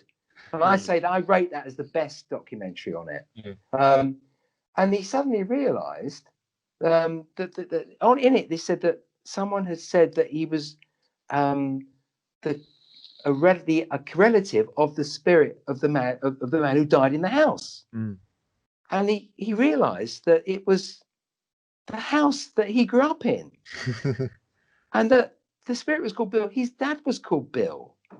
So he looked it up, he contacted Michael Aspel, and it turned out that his dad, eventually he lost his sight and he died in the armchair there. And further, he said that Terry's mum had the same name as Mrs. Hodgson, first name. And he's convinced that the reason why his dad was there, because he realised that there was a Peggy there, and he thought it was his wife. Anyway, so then, so what happened? Yeah, I went back to the surgery and I left something for Terry to pick up for his son. So Terry came down. So then I took him upstairs and introduced him to the secretary. I said, by the way, you know that poltergeist? This is the son of the Enfield Poltergeist. It was a really nice coincidence, wasn't it? Now, eventually the film came out. The Conjuring 2 came out. Oh my God, that was just rubbish. I mean, I actually saw that at the Ghost Club. Alan Murdy presented it. We were wetting ourselves with laughter. I don't know if you've seen it, especially the bit where the false teeth bite someone. So they're in this cellar, a basement in a house in Enfield. Now, houses in London, in Enfield, 1930, do not have American basements, which are like that deep with water, which then fill up with water, and then false teeth go and then bite into your backside. It doesn't happen. And the Slender Man. What the hell is the Slender Man got to do with in any way of the end? Absolutely, an internet meme type thing. but the BBC one was a bit more interesting. That was Timothy Spall, I think, wasn't it? Yeah, it was good. And but the problem with that is they portrayed Terry, who was a lovely guy, right? Derek's son, as a clapped out, knackered alcoholic in a council flat. I mean, they interviewed him on that. And that was really upsetting to the family. I mean, really, really upsetting. Actually, it's an insult. Yeah. And Derek's brother actually, took it up with the BBC. I don't know what happened with it, but I mean, obviously, it wasn't withdrawn or anything. But it was a really upsetting thing because it actually made Terry out to be someone. I mean, Terry was a lovely guy, happily married, came over to look after himself. What more could you want? And they portrayed him to be BBC telling fibs. Well, exactly, yeah. So that's so. In fact, I said to Derek, "Do you mind if I mention this?" Because on the interview, he said, because he's a Facebook friend of mine. He said, "No, Ian, tell them because the more people who know the truth, the better." Though Terry is convinced that was his dad, but of course there were, when you read the books, there were more entities than just Bill who came through. There were some female entities. So, I mean, and certainly some of the towards the end of it, the girls could actually make this noise. They could mimic the spirits coming through with their own voices because they knew what they sounded like. But it could well be, as I said, it was a form of spontaneous physical mediumship, actually, with a little bit of spontaneous psychokinesis, because the girls were just doing it themselves unconsciously themselves. I mean, the photographer who witnessed it at first, I think called Morris, I think his name was, he was interviewed recently, and he said, well, it absolutely happened, but I don't buy the spirit hypothesis. I can't believe that. So it's a lot to take on. It certainly caused a lot of things. The problem I have is, this idea that the girls, but they did a laryngogram of the girls, and they realised that the voice was coming from not their larynx, but but from the false vocal cords, which is just above the larynx. Right. Right. And in this book I'm reading, they said that explains where the voice came from, and it also explains how when they put tea in the girl's mouth, the voice came through. But I'm sorry, I don't. But if your mouth's closed and it's full of tea, I still don't see. You can make a growling noise. I don't see how you can form words like that coming out. That doesn't make sense. What, let's try it right now. Let's try it right. No, you'll make yourself exactly. And the other thing. Did you get any of that? Andy Serkis, who did Gollum. Oh yeah. Now, Andy Serkis, I think he was using his false vocal cords to that. And if you listen to him, he says he had to have special Gollum juice. He had to drink this because it made his throat really sore. And Maurice Grosse makes the point, actually, that if you do that for a couple of minutes, you will have a really, really sore throat and you won't be able to speak. It's exactly what Andy Serkis says. He said it really played havoc with his voice. And he had this special fruit juice that felt lubricated it. So I think there's a lot more going on than just that. This photographer who says he doesn't think it's spiritual. What does he think it is? Well, I think he thinks he said it was definitely happening. A lot of people think it was just psychokinesis. In other words, psychic powers without the spirit hypothesis. The spirits are difficult to deal with. I mean, when I started getting this weird stuff happen to me, the idea of dealing with spirits is very medieval to the modern mind, isn't it? I mean, you think about it. You're going back pre-enlightenment. Is it everything spirits? It's difficult. It's a big ask to ask someone who's grown up in the modern world that actually there might be discarnate entities, because once you start opening up that, then you've really got to consider a whole new way of thinking. I've embraced that now. I think I'm not saying it's real. I don't know, but I'm prepared to entertain it. It's a useful hypothesis, and it may be real. Do you know who lives at the 284 Green Street now and what it's used for? Well, I don't know. There was a thing going on YouTube. Did you put it up, Neil? Someone put it on YouTube recently. A guy just visited it, and he went to 284, and there's a window in this house. Yeah, this guy's going around all the towns, and I said, this will interest you. It's your hometown. Yeah, and it's got Jesus. It says Jesus House now on it. So I don't know, but it's But I mean, what other links do I have with it? Well, I gave a talk about my experiences at the Society for Psychical Research, and I met Guy Playfair there. Actually, I was at a party. There's a woman called Rita Leake, and she's lovely. She's a member of the Society for Psychical Research, and she invites everyone back to her Chelsea house. She's got a lovely house in Chelsea, and she just has everyone over there. And I ended up speaking to Guy Playfair, and he was telling me about his experiences. And Guy actually subsequently wrote the blurb for my book. So that's how I met Guy. So I met Maurice and Guy.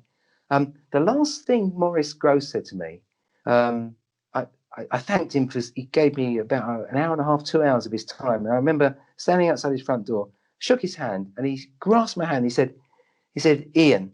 He said, first of all, he said to you, Ian, I told him about Felicity's face. He said, Ian, you know what you are, don't you? I said, no. He said, you're an undeveloped medium. So I hadn't told him I was in the circle because I thought he wouldn't approve, you see. So I said, well, actually, Maurice, I have to say that I'm actually developing. And then the last thing he said as I shook his hand was, I have absolutely no doubt that there is life after death. And then a year later, of course, he died. So now he does know.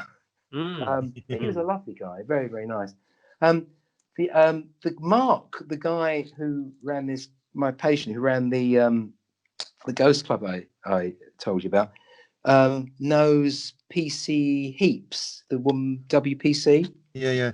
Who saw it. Now, I've never met her, but and this is just hearsay, but he said that she refuses to talk about it. Oh, wow. It absolutely terrified her. She wants nothing to do with it.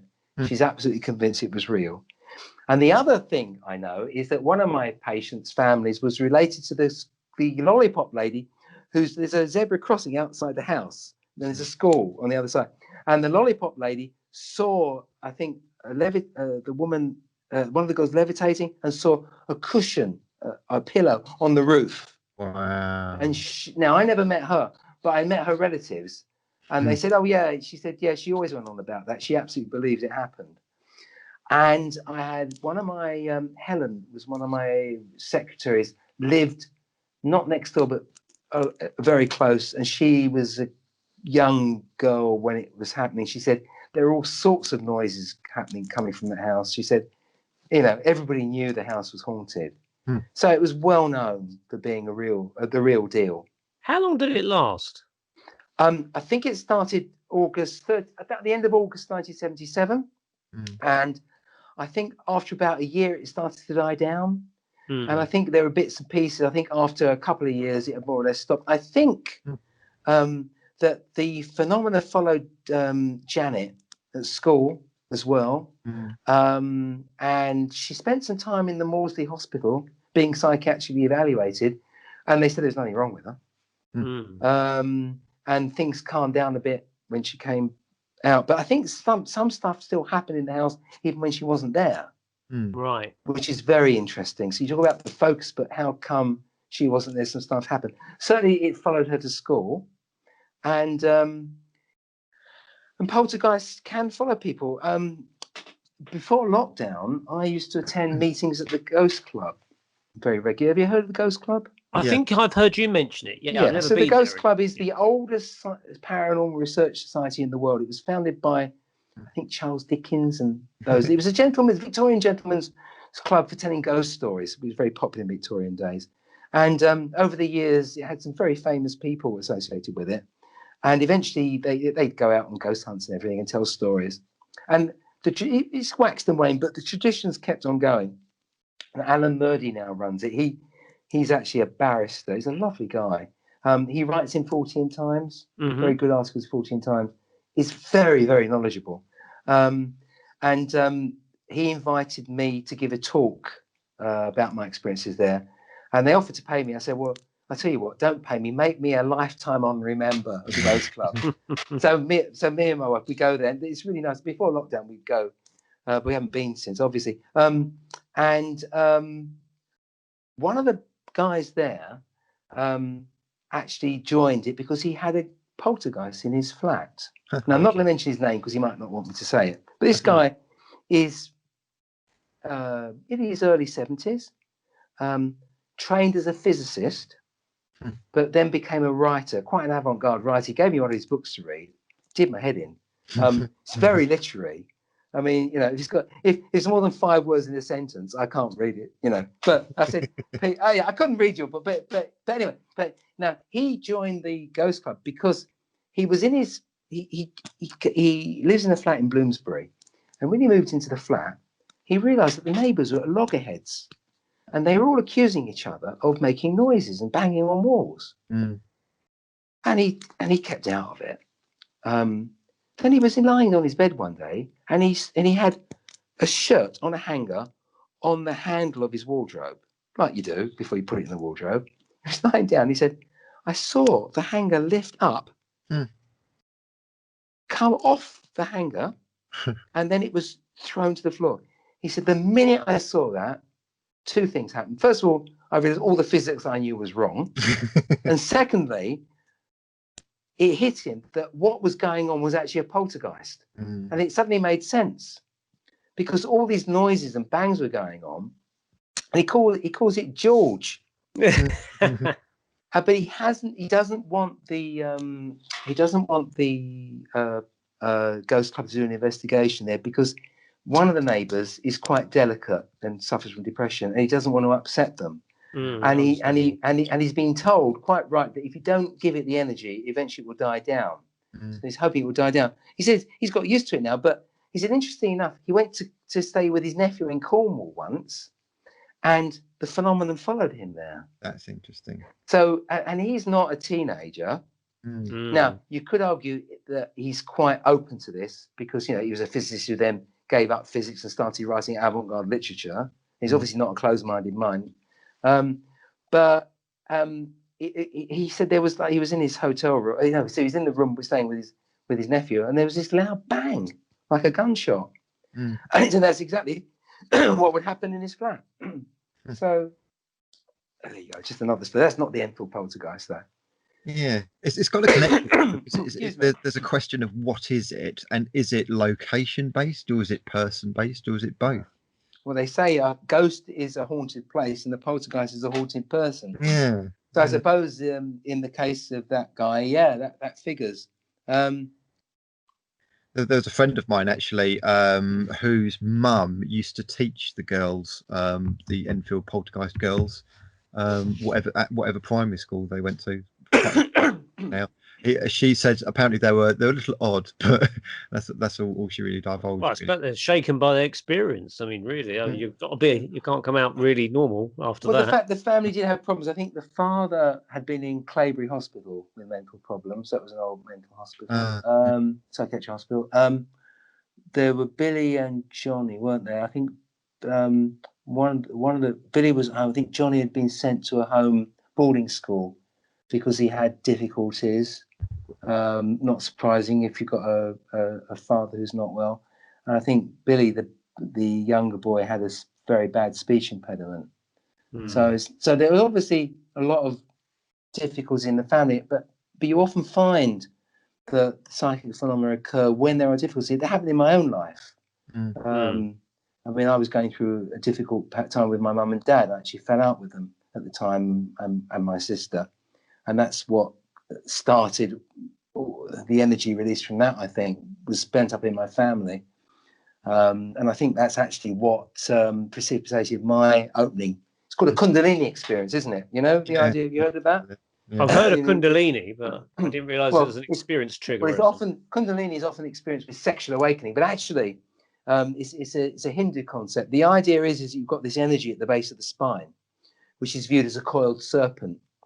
And the idea is that the energy travels up the spine, opening up your chakras, as it does, these psychic centers, until it hits the top of your head and comes out and then links with the higher energy. And this awakening is called Kundalini.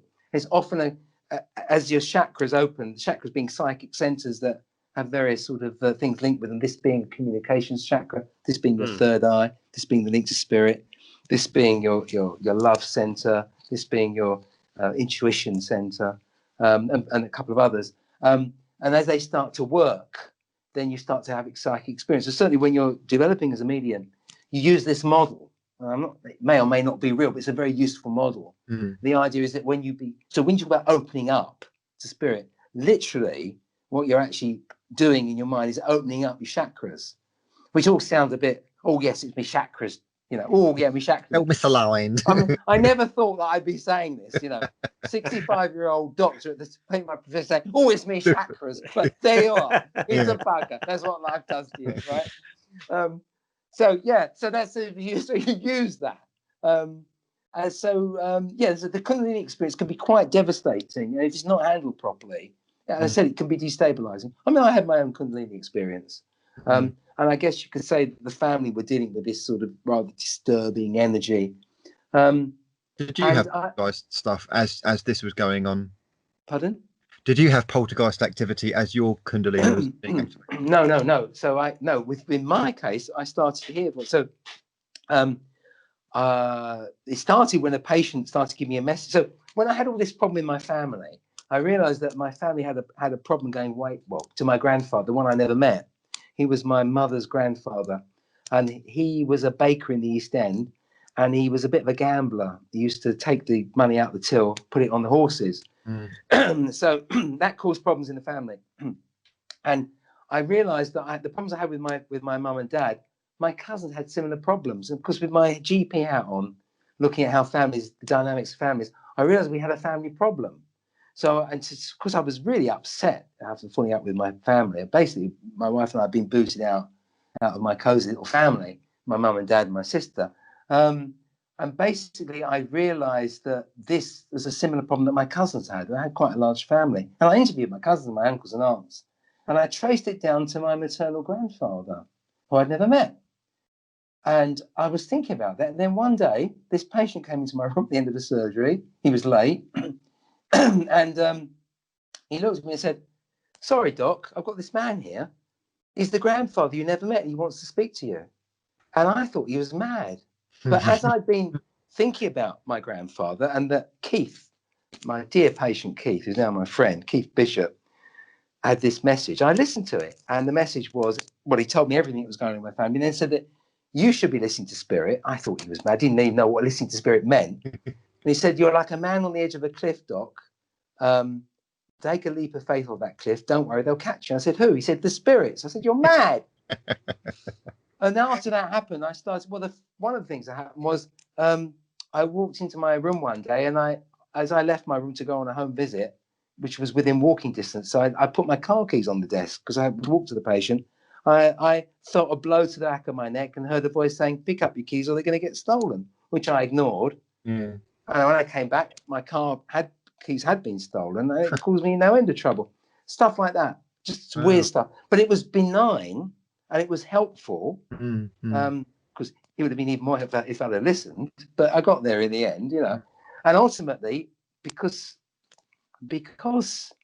I had a lot of support, a lot of help from my patients and my wife and my colleagues, I got through it, and it's developed, and it's become a thing, And so, I'm very grateful for that, and it has enriched my life. I may still be a bit unbalanced. I probably am a bit unbalanced, but put it like this: all the patients who hear voices come and see me. They say, "I know you know what it's like," right? So I've got a lot of them, and because when I as a GP trainee, I did psychiatry, and my first house job after I did when I was at North Mid was a psychiatric job. I remember saying to my senior registrar then, I said, "Look, we're sectioning these people, putting them under the Mental Health Act. They see stuff. I've seen stuff. I saw my friend's face change." And my senior registrar was a very wise man. He'd been a missionary in Africa. He was quite Christian. He said, "The difference is, Ian, is that what you saw enriched your life, but what these people see, this makes them uneasy. It dis-eases them, right? They are diseased." Yeah. And that's a very useful point. He didn't say, obviously, we treat them with drugs, and in those days, you zap their brains. I can tell you a story about that with ECT. It's quite a funny story, but of course, from his point of view, I think he may have probably believed that some of them were dealing with spirits because he's quite religious. And there's a group in the Royal College of Psychiatrists who do entertain the hypothesis that some may be schizophrenia or something. Maybe they are in touch with something. Who knows? It's difficult. It's a very interesting hypothesis. I don't really want to go into that. I mean, I have had patients who have come to me and say, "Well, look, you know it's the spirits, don't you, Doc?" And they have got schizophrenia. And I'm not going to take my medicine. So what I say to them, I think it's quite good actually, because it convinces them to take the medicine. So I say, look, I don't know. The psychiatrist obviously thinks you're ill. I mean, you're obviously upset by this. I don't know whether it's spirits or whether it's that. I don't have an opinion. Obviously I'm a doctor. I have to, treat you accordingly. And what I would say is, if you think it's spirits and therefore you don't take your medicine, let's say it is spirits, and let's say they're able to tune into you with your brain waves. Maybe the tablets the psychiatrists give you work. They believe it's for some reason. Maybe it's actually working by adjusting your brainwaves so they can't tune into you. And in other words, it's a different model, but the effects say. And actually, I've had a couple of patients say, "Oh yeah, that makes sense, doc. I'll take my tablets." Then they come back and say, "Oh, it's worked, doc." But of course, they can't tune in now. No, I don't. I mean, I don't believe that. I mean, I'm sure there is a physical hypothesis for schizophrenia, but you see what I'm saying? When you begin to think in different ways outside the box and begin to realize that other people have different ways, they have to think in a way that means something to them. You can then use that. So what I found is that having explored this area and seeing different viewpoints, I can then communicate better to my patients who also have different viewpoints. Does that make sense? Yeah. I spoke to a psychiatric nurse once. Not I was being sectioned, but she was actually in a spiritualist group, and I said, "Oh, that's quite interesting. You're a psychiatric nurse and you're in a spiritualist group." And I said, "What would you say is the difference between a medium and somebody who's got schizophrenia or a psychiatric condition?" And she said something very, very true, and that's held this day. It's the information that counts. So if you've got a clock that's talking to you and telling you to set fire to the house, that's very different from somebody who's telling you that they're a nan and what they look like, what their name was, and when they were born, and kind of like how many sisters they had. It's whether the information checks out and whether the information is on a positive vibration connected to somebody that you should not know, but the person you're talking to would know and can identify and checks out. Yeah, I mean, it makes sense to me. I mean, obviously, whatever is going on, if we have got a spiritual component, it's mediated through the brain. So you can understand that there'll be pathological conditions at all sorts of levels. Everything goes wrong. Just because it's the spirit world doesn't mean it doesn't go wrong. I mean, we were having this idea about the cosmic building site with someone's doing that, I'm sure things go wrong, but it gets corrected. The art installation has defects which become features, if you see what I mean. So everything goes wrong at every level. So I'm sure, obviously things will go wrong with your brain, and you interpret everything through your brain. So that makes sense. There might be a spiritual component of some other things. Who knows? The other thing is that when I joined my psychic development group, because I was very suspicious. I remember sitting in this spiritualist church. There was this guy, Joe, and he looked like Gollum. He had a shaved head. He covered in tattoos. I thought, bloody hell. And he said, "He's relaxed, Doc. We're not going to eat you." Anyway, he's a lovely guy. But what I was most impressed with, of course, is that spiritualist churches do attract disturbed people. People who have got mental health conditions. And far from pandering to them, they're very astute at recognizing the people who are not quite right and directing them away. So they don't, because it can be very destabilizing, this. And they're very, very, they've got, a long history of recognizing, as Keith Hudson said, well, this field, it do attract them, Ian. It do attract them, we're used to dealing with them. Right, Yeah, exactly. So, I mean, that's the thing I didn't realize. I thought they were all cranks and kooks, but they're not. Most spiritualists are very down-to-earth people. Do you think that some of these people that do have this kind of condition, psychiatric condition, they're hearing voices, that it's just not a form of mediumship that's fully kind of materialized or developed within them, that because of their brain condition, they might have had a sense of potential mediumship, but because there's something wrong psychologically elsewhere with them, it just can't cut through the white noise as such? If mediumship's real, yeah, but I mean, equally, who are we? I mean, if you look in yourself, if you do any sort of meditation, you realize that you've got multiple selves. I mean, there's Ian right now, he's having a lovely conversation. Then there's the rather depressed Ian who wakes up in the morning. there's there's all different sorts of people inside me. Well, we all have the different faces, aren't we? And you can imagine Noam Chomsky, I think, who's an intellectual philosopher, he calls it the society of mind. And the idea is that you have these different bits of your mind that all sort of compete with each other. And you can imagine that, maybe there's that, different networks within the brain all competing, bit of software running a bit, all trying, and then sometimes you can't integrate it. But then you can imagine, well, maybe a bit of software runs on a computer that, maybe it's all running on the Matrix computer. I mean, there's a guy. Maybe sometimes some software gets viruses. Exactly. Yeah. I mean, there's a guy called Robert. Hang on, I'm getting confusing. There's a guy called Don Hoffman. And he's working on a theory. He's a scientist that actually the universe derives from mind. So the physical world. So there's always been this debate that how can spirit interact with matter if they're two separate entities? And what he says is, well, actually, matter is like virtual reality existing in an information network, which is mind, right? And so he's got a mathematical description. And he says, he reckons he's working on a theory that can postulate the universe is derived from interacting conscious entities. And he says that there is a universe, but what reality is actually like when you look at your computer screen, when you have icons for like the recycle bin, there isn't really a recycle bin in your computer. When you move a file into a recycle bin, it's something else is happening on the hardware. But what you're seeing is the interface. And what he's saying is that actually our brains and our bodies and everything around is the interface.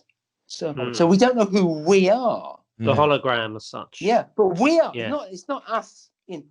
Even our brain, even our nervous system is an interface, and we're actually a lot more than that. So you can postulate all sorts of interesting things from that. But we just don't know. I mean, we know nothing, don't we? Really? Yeah. Reminds me of the Seth. The more you think you know, the more you realise you don't know. Yeah. Well, Jane Roberts, when she contacted this entity, Seth, I say contact, he contacted her initially through the Ouija board back in 1963 with her husband. And she, before that, spontaneously went into a trance and wrote something down, like 1,000-word essay or something called the Universe as an Idea Construction, it was titled. And it's basically how the whole universe is just an idea in a mind somewhere or something, which was then later developed into the Seth material, which is very, very fascinating to read. I'd recommend it. I've dipped into and out of it over the years. The way I consider myself to be a Fortean, Charles Fort, 14 times. So his philosophy was that, which I think is truly scientific. He said, I think of any hypothesis, any hypothesis I consider to be a mere set of clothes to wear for a time until they're discarded. and that's so in other words, keep your options open, bear everything in mind, and what works at the time you can use, and when it no longer works, then you have to go on to something else. So I think, as a GP, I work within the medical model. It works. I prescribe medicines, and it makes sense. The physiological framework, the way the psychology works, it all makes perfect sense to me. It's a model. It's a useful model. It's probably right within its limits, whatever right means. But when it doesn't work, I'm quite happy to use the Chinese model, acupuncture. It also works. And then obviously I pick up messages and bugger me. That seems to work sometimes. It gives people comfort, especially with bereavement counselling. Keep your options open and don't be wedded to any particular hypothesis. Just be prepared to change your mind. Keep open. You've got to be flexible. If it works, use it. If it doesn't, discard it. Yeah. Which is what Silver Birch said. You ever read the Silver Birch? Oh, Maurice Barbanel's Spirit Guide. Exactly. Yeah. He said, "Don't take my word for it. If it insults your intelligence, ignore it. Yeah. If it appeals to you, then work with it." Which I think is a very useful, very logical. Yeah. Have you had any conversations with spirit guides like in Circle? Has any people channeled them and you've asked them questions or anything? Yeah, I've never been that impressed when people start talking in funny voices, I'm afraid. It just makes me. However, there's one guy called Craig, and he works at, funnily enough, on my journey, I ended up going. So I started at my mum's house with me on my arguments, ended up going to a circle at the top of the road where my mum and dad lived, literally on the corner, like 200 yards away. It's a healing sanctuary in Winchell Hill called the Sylvan Healing Sanctuary in Hoppers Road, Winchell Hill. I call them a bunch of the lost tribe of spiritualists. You know, you have these relict hominoids, you know, like shambling Neanderthals who walk around. Well, in the old days, I'm not liking them to that. They're a lovely bunch of people, but do you know how spiritualism started off in the with home circles, 1920s, home circles then it became formalized. The SNU got into it. Politics is now churches, not so many home circles. This is a bunch of mediums, healers, who've had a home circle going since the 1960s. Wow. They've got nothing to do with the SNU, nothing to do with spiritualist politics. And they just meet and they meditate and they heal and they have a discussion group every so often. So every so often I go for some healing. And there's a guy there called Craig. And Craig sometimes gives healing as Craig, and sometimes he channels the doctor. They call him the doctor. Now, as a doctor, if I meet someone who's a medic or a nurse, I just know. They just open their mouth and you know. Yeah? Just like a policeman would meet other people and they'd know. Yeah? You just know. Normally, when someone's channeling, I think, I don't buy this. Craig walks into the room. When he's the doctor, he's like a colleague. It's just that there is a doctor there. He's one of the few, the only one I've actually channeled where I've actually felt, this is real. This feels real to me. And actually, when he was giving me healing, he put his hand on my forehead, and I could actually see purple swirling lights under my closed eyelids. So I tentatively buy that. Did you ask him any medical questions that perhaps might be difficult for laymen? I was just having healing. But if you want to hear a really good story, I think I told this to Philip the other day, Philip Kinsella, but it's a really good story. There was a medium called George Chapman. He was an Aylesbury fireman in the 1960s, and he started channeling an entity who was called he claimed to be Dr. William Lang, actually called Mr. William Lang. He was a surgeon. You know, in this country, surgeons would be called Mr. or Mrs. or Miss. This guy claimed to be Mr. William Lang, who was a deceased ophthalmologist, eye surgeon from Moorfields Hospital, and he would do psychic surgery. But he wouldn't pretend to cut. So George Chapman would go into trance, and this quite well-spoken voice would come through, and he'd be holding his hands over the paper, and he'd be clicking his fingers. I can't do it. He'd be snapping his fingers like he was asking assistants to give him tools, you know, this one, and he'd be speaking like there was something going on, like an operation. And he supposedly effected some very good cures. Well, William Lang's daughter heard about this and booked an appointment to see him, intending to unmask him. And when she saw him, she realized she was convinced it was her father. Wow. So far from unmasking him, she introduced George Chapman to his living colleagues who worked at Moorfields Eye Hospital. She had a circle at her house, which I believe ran for 30 years. 30 years. And every week, George Chapman would turn up, go into trance, and discuss with the surgeons, his previous colleagues, about advances that he was teaching them from the other side. So it said. One of them was a well-known ophthalmologist called Patrick Trevor Roper, and all medical students of my generation know that because Patrick Trevor Roper wrote the book Lecture Notes in Ophthalmology, which is what you use to study eye diseases. And when I heard that, because I was given the book to read about this by Roy Stemmen, who was associated with Psychic News. You may have come across Roy. He writes quite a lot. The name's familiar, yeah. Yeah, and he actually wanted me to review of his book. He had a book about this, but I didn't have time to do it. But I read the book, And what I found interesting is that these surgeons had met this guy. They were convinced that it was their colleague, and yet they didn't talk about it. If they'd have told the rest of the profession, look, this is coming through, maybe it would advance things, you know?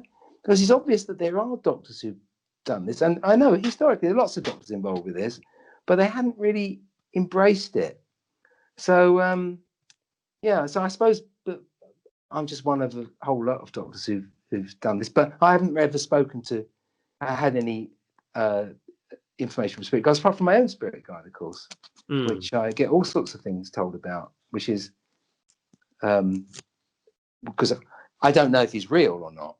He calls himself Nestor. But I mean, you see, when you're developing as a medium, the spirits say that you have to get friendly with your guides, otherwise it's not going to work. And I had a really big problem with spirit guides. Okay, I could just about cope with mediumship. Okay, I can cope with telepathy. I could buy that. And okay, and maybe we have got a discarnate part of us. Okay, if you believe that your brain's non-local, your mind's non-local, fine. Okay, spirit guides. That is just so much like, you know. Fair. No, it's not like the films, you know. Native American spirit guides. Yeah, it's a bit cringy, isn't it? Also, let's face it, hanging around you, are they watching what you're doing? Are they watching me when I'm in the toilet? You know, all this stuff. But actually, unfortunately, you reach a point where you have to deal with it when you're doing training. I mean, you have to deal with spirit guides because they start to make themselves known. Now, I still don't know if they're part of me. I have this internal debate, but what spiritualists say is you have to challenge it. They have to prove that they're real. And I think I can say that I've had quite a bit of evidence. I can't tell you all the stories because some of them are quite frankly bonkers. I mean, I gave a talk at the High Wycombe Paranormal where I explained how my guys presented themselves by a series of weird coincidences. But one that I didn't tell, which was really, really weird. So I've got another guide called Koza. He says, I mean, could be the crazy man talking here. I felt this tall African guy standing behind me one day in my surgery, and he basically tried to prove that he was real, I think. And I've told this story before. Basically, I was thinking about him one day. He said he was from South Africa. And that I was with him on a ship in a previous life in the 1800s. And so at the time, my son had recorded Lara Croft and the Cradle of Life. This was like in the days when we had VCRs and videotapes. And he recorded this before I actually got into spiritualism. And it was sat on the VCR for about a year, unmoving. And everyone had gone to bed, and I was sitting up thinking about codes and all this crazy stuff was happening to me. I thought, I can't sleep. I think I'll watch this film. Because I quite like Angelina Jolie. So I watched Lara Croft and the Cradle of Life. I was watching it, and it's okay, but it was a kid's film. And after a while, I started thinking, this code's doing my head in. Then, as I'm thinking that, Angelina Jolie, as Lara Croft, picks up a phone, and on the phone she says, "Tell Koza to meet me north of the village. We're off to Kilimanjaro." I said, "What?" Pause. I'm definitely schizophrenic because schizophrenics get messages from TVs. Yeah. Rewind, play it back. It's definitely there. Well, that got my attention. The next half of the film was where her guide, Koza, was leading her off across the plains of Kilimanjaro, fighting off evil spirits. And I'm thinking, what? Next day I go to my circle and say to everyone, how does it happen? And they say, oh, the spirits can do that. And I'm saying, can't be. The spirits can do that. They're not gods. How does it work? Because as you said, because it's with coincidences, Paul had to record it. My son Paul had to record it. They had to audition Lara Croft, Angelina Jolie to play Lara Croft. It had to be there. I had to be. Oh, the coordination was impossible. How do they do that? They're not gods, your spirit guides, and that's where we talk about the role of coincidence. So that's one thing. The next time how it came through was, so my son had just qualified in medicine, and he actually did his first house job at Harlow Hospital. So he just finished. He trained at Cambridge and at the Royal London. He was about to do his first house job. Now, my son never talked about his girlfriends. At the time, he's packing up his clothes. And he said, "Oh, Dad, I've got a new girlfriend." I said, "Oh, really?" I said, "What's she like?" He said, "Oh, she's African." I said, "Oh, really? What country?" She said, "Oh, she's a medical student she's in the year below." They said, "She's from South Africa." Now, my guide came to be from South Africa because Xhosa is the name of the tribe. He said that's not his name. The Xhosa tribe are like Nelson Mandela, Archbishop Desmond Tutu. They're on the Eastern Cape. He said, I thought, hang on a minute, this is weird, because that morning I'd gone to the gym. I have a patient called Barbara who's a psychic, and she'd run up to me literally in that morning and said, "I've had your flipping African guy with me all night, Ian. He's been trying to reach you. He says you still don't believe him. He's going to bleed the world prove himself." I thought, when is he going to do that? So Josh that evening, Josh is saying, "Oh, I've got this girlfriend, and she's from South Africa." And I thought, hang on a minute. I said, "South African, yeah. Is she black South African?" He said, "Yeah." "Why'd you ask?" I said, "What tribe is she?" She said, "Hang on a minute, Dad. Why are you asking me this?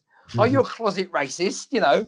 I said, he said, "How do I know what tribe she's from? She came here when she was 8, and her mum's a head teacher in Bromley."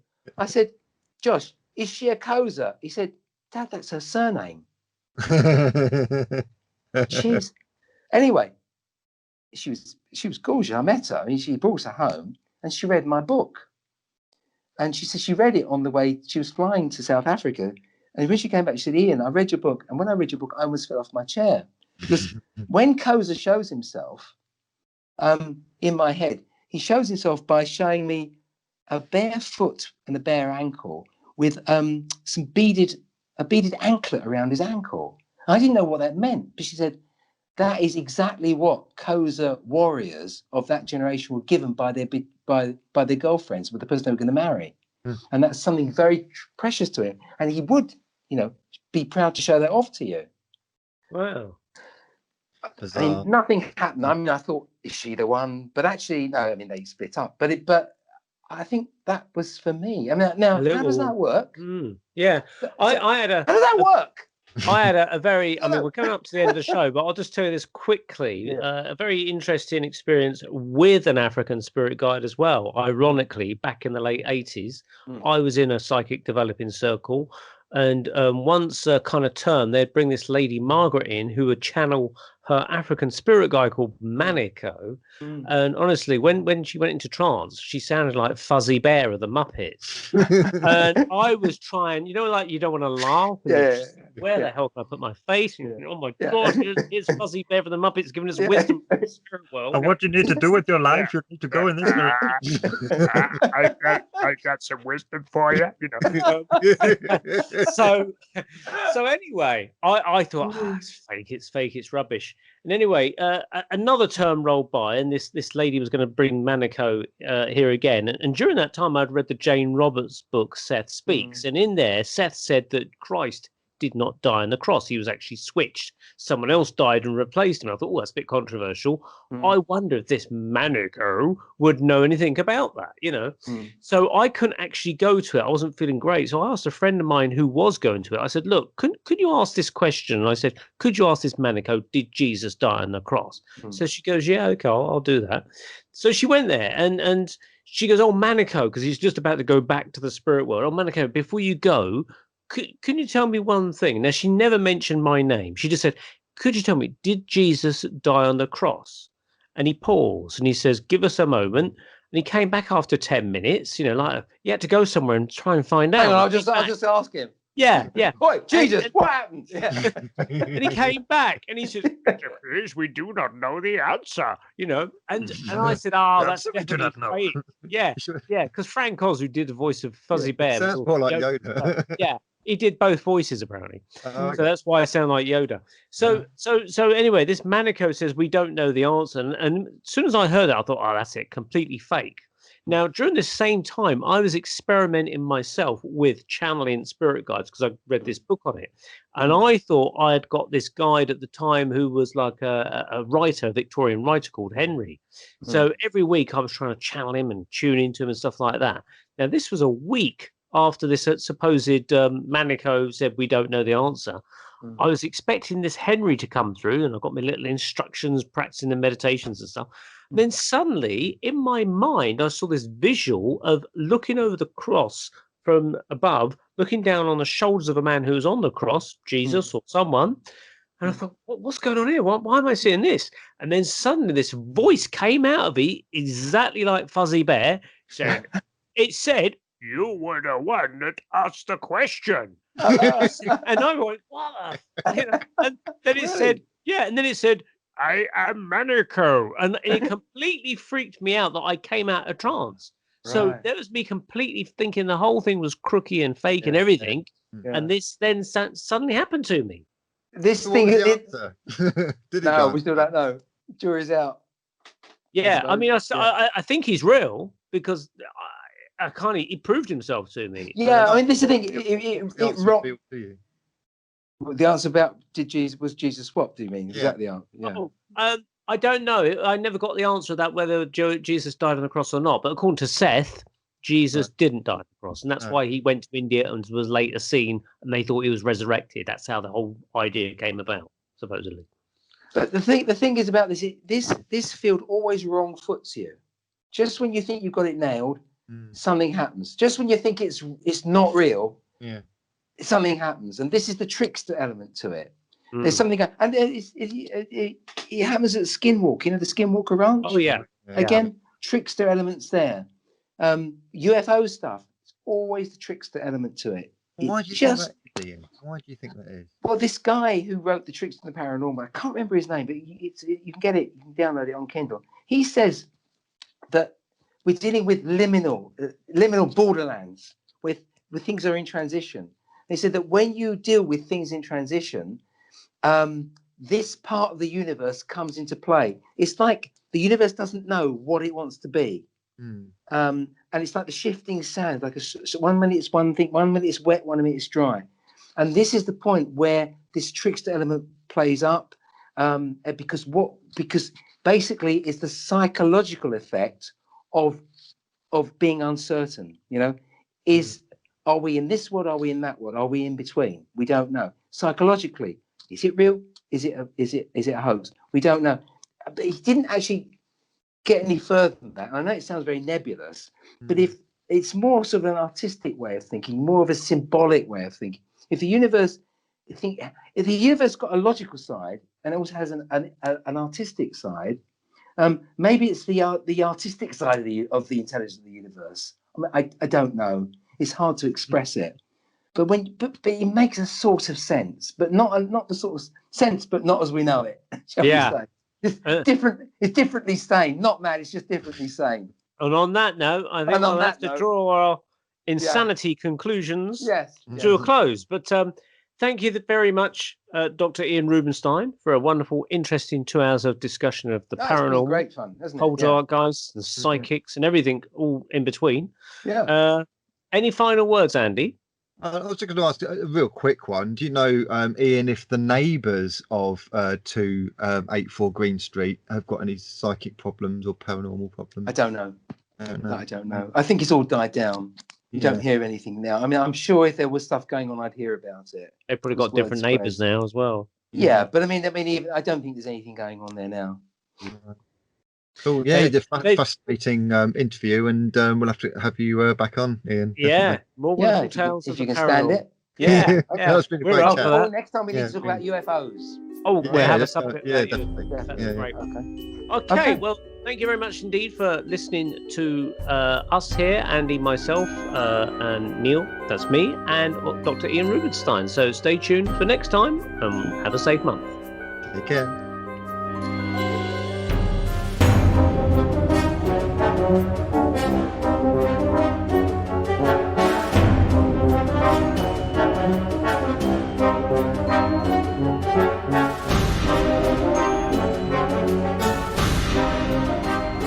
Bye.